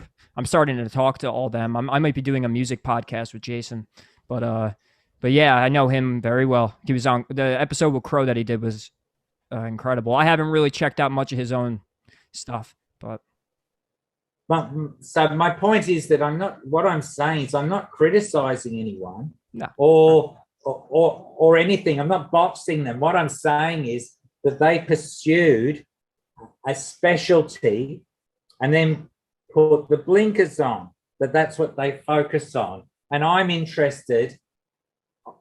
I haven't picked up the Vedic books and told you this is the verse, it's in such and such a chapter, and it's such and such a verse. Here's like the big picture. You're gathering it all into one, kind of an idea of like syncretism in a sense. Right. I want to be self-realized in my own right. Sure. Right? That's what I want to do. I want to be able to boldly go where no one's gone before. And the reason is because I'm someone that should be going and looking at that. And then I show you, hey, by the way, I found this. And if it, I'll just show you what I'm looking for. Here we go. By the way, if you like what I'm saying, then maybe we can communicate again. And if you think, well, he's too much of a whack job or he's so out there. No. LSD pills. No, this is definitely. So my point is that. Crazy. It's crazy that it's real. That's what I'm saying. The crazy part isn't that you're assuming this stuff for what it is. It's you're showing it. So that's what's crazy. That it's actually a reality. And that it's hidden and that all this stuff goes this deep. So this here is a part of Sydney. This is the Commonwealth Bank. This is the Rabo Bank, and this is PricewaterhouseCoopers. And in the central part here is a garden. It's a 9-pointed. They say it's a waratah flower. I think it's a stylized lotus. And boom, in the middle is a flat Earth map. Let me just see if that comes up. Let me see. See in there, in that central point where my cursor is? Yeah.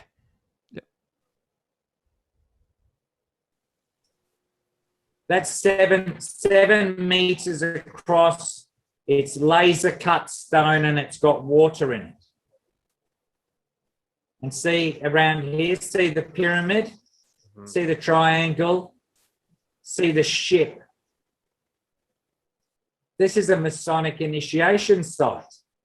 This is where special Masons get to maybe 33 degrees. I don't know. But did you know this? It's on the 33rd degree of latitude. Mm-hmm. The whole of Sydney, the whole of Botany Bay. See how it's rendering now? It's still rendering. But this should become clearer. See, there's a flat Earth map. That's the biggest one with water in the world. It's running. This is laser cut flat stone. There's a sundial. Seems in like the middle, you can see that line. And see here in this other area, they've left the details for everyone to find out, but who would go to Sydney and find it? Well, a whack job like me. They'd go and find it. Like all of us. See? In the closest, the biggest flat Earth map in America is at Love Field Airport. You know Love Field Airport? No, never heard it. Well, you have a look, Love Fields in America. And where everyone is going and lining up to put their baggage on the plane, they put up those bollards and the tape. There's an 80-foot wide. It's about 80 feet wide. It's a flat Earth map of the world. It's in the ground. It's at Love Field. It's in Dallas, right? So all the people getting on the airplane are literally walking across a flat Earth geometry made of stone. There's even brass lining as the borders between countries. It's fully coloured. You look it up, Love Field Airport. Will do. But this is the only one in the world with water. There's actually water here. And that's at a place called Darling Park. Right smack in the middle of Sydney Harbour. So, of course, everyone knows the Botanic Gardens and everyone knows the Chinese or Japanese gardens. There's Chinese ones, Chinese Garden of Friendship. The tourists all go there, but no one ever talks or does a doco on this place. And I'm guessing it's not the There only it one. is. There's the flat Earth map of the world. Let's see. And what's really amazing, At this point, it's very obvious. It's just. I really don't know. But what I will say is this: these people come out of these.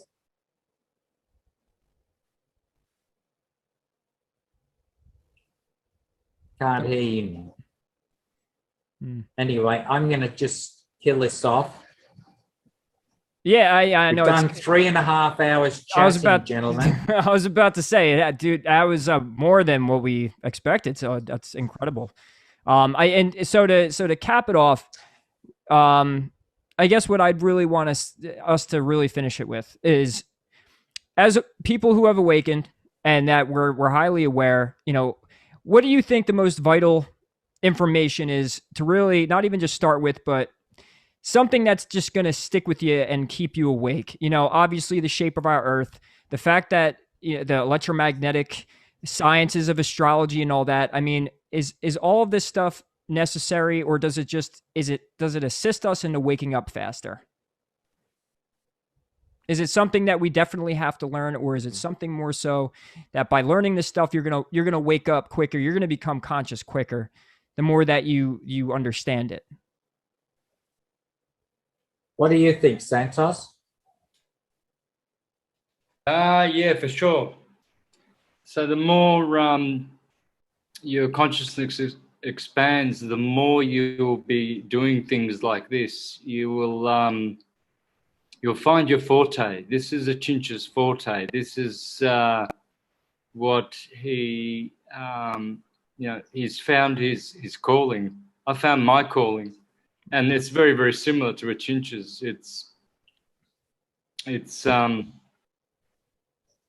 all about expanding your consciousness and becoming aware of more things. It can't hurt. The more knowledge you have, it doesn't weigh on you. It adds to who you are and makes you who you are. So, you know, to become self-realized is part of that process. And I'm an autodidact, so I don't have PhDs. I don't follow that indoctrination system at all. I've got my own memories. I've got my own past lives. I've got my own intuition, and I use it in control and in possession of my own mind. Right. Yeah. And so I think the essential thing is I am spirit soul. I am occupying a physical body that we would call a male human heterosexual experience. I am eternal. I am only in to the material world, then out, then back in, then out. I think that when you realize that things are not going to get any better in this prison, you want to do as much self-realization as you can in this life. The Vaishnavas say it's like going to the bathroom. Go and pass water. Don't loiter in the bathroom. Don't hang around in the toilet place. This world is a world of karma. And the only ones who want to control it are demonic in their nature. Therefore, they're not worthy of association. And the only demons that want to come onto the Sura, the demigod side or the angelic side, are the ones who want to give up their ability to control it artificially. So I'm here for a short time. I've always wanted to find out the truth. I realized from when I was young, like 11 or 12 years old, there's all this false nonsense everywhere. My parents have wondered about me in the past. What the heck are you doing? you're like an embarrassment. We can't understand you. Yeah, but you're only my mother and father in this life. How many mothers and fathers have I had? And why am I still coming back here? Why was I indoctrinated to think this is real? Why was I indoctrinated to think that going to work and paying our taxes and getting a PhD in a school, or why any of that was fucking real? It's not real. It's their game. They control the narrative. And if you want to be subservient to that, you say, yes, sir. Yes, sir. Yes, ma'am. Right? Mm-hmm. And you follow your orders and you're told what to do. And every time you do that, every time you raise your hand or some sort of, you lose your own power of deduction, of service, etc. So my business in the world is, if I need to go to the bathroom, I go there for a short time, do my business, get out. You know, they say that if you found a gold coin in the latrine means a place where men pass water, just for Americans' sake. If you find a gold coin in the latrine, pick it up and wash it off, clean it up, get the urine off it. Now you've got a gold coin. So in this dirty place called the material world, I'm not saying the goddess is dirty or anything. I'm saying the activities here are exploiting. You know, that's why they have slaves. That's why they have servants, but servants of ignorance.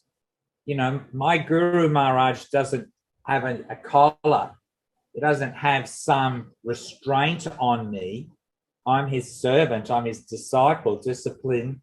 I'm learning, but I'm free to do whatever area I want to explore. But the servants, you know, by the birth certificate and the legalese and dog Latin and contracts and selling your soul to demonic entities and all this crossroads, you know what I mean, guys? Mm-hmm. That is not for the saintly people, right? I'm not calling myself a saint. I'm trying to follow the saintly people to find my way out. And that's why, you know, people like your good selves, Ray and Geo, you're inquiring, right? You're inquiring what is going on. What is it about these people that are, you know, ring the bell in my heart, ring the bell in my mind? Mm-hmm. I've always internally felt you guys, for sure. There's always been a part of me that just knows what you're saying is at least guiding me to the truth, you know.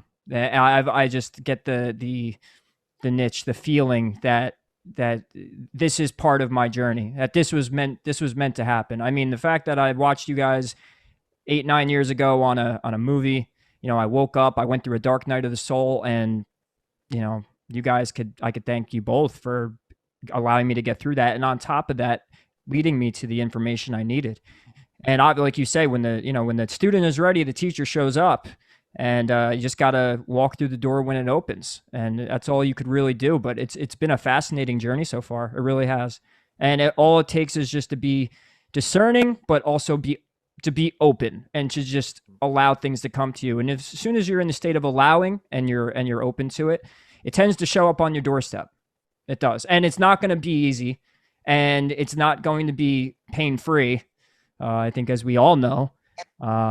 So whether it's being exiled from families and friends and society and thinking spending a lot of times by yourself thinking you're crazy for a long time, I could tell you I've done that a number of times, sitting there thinking, man, am I nuts? You know. So and then it's a hard journey. It's not easy, but very worth it. And I say that to anybody and everybody that is on it. Yep, that's where it goes back to matters of the heart and really finding that heart center within you and being able to understand whether you're ostracized or not, that if nobody's got your back, you got your own back, and the divine and God, it all falls into place. And now we have each other. Thank you. Yeah, well, exactly. And you know, I met Santos on that film in that same period of time, you know, 2012. And Santos and I gave each other room. Could have been clash of egos, but I've never had an argument with Santos.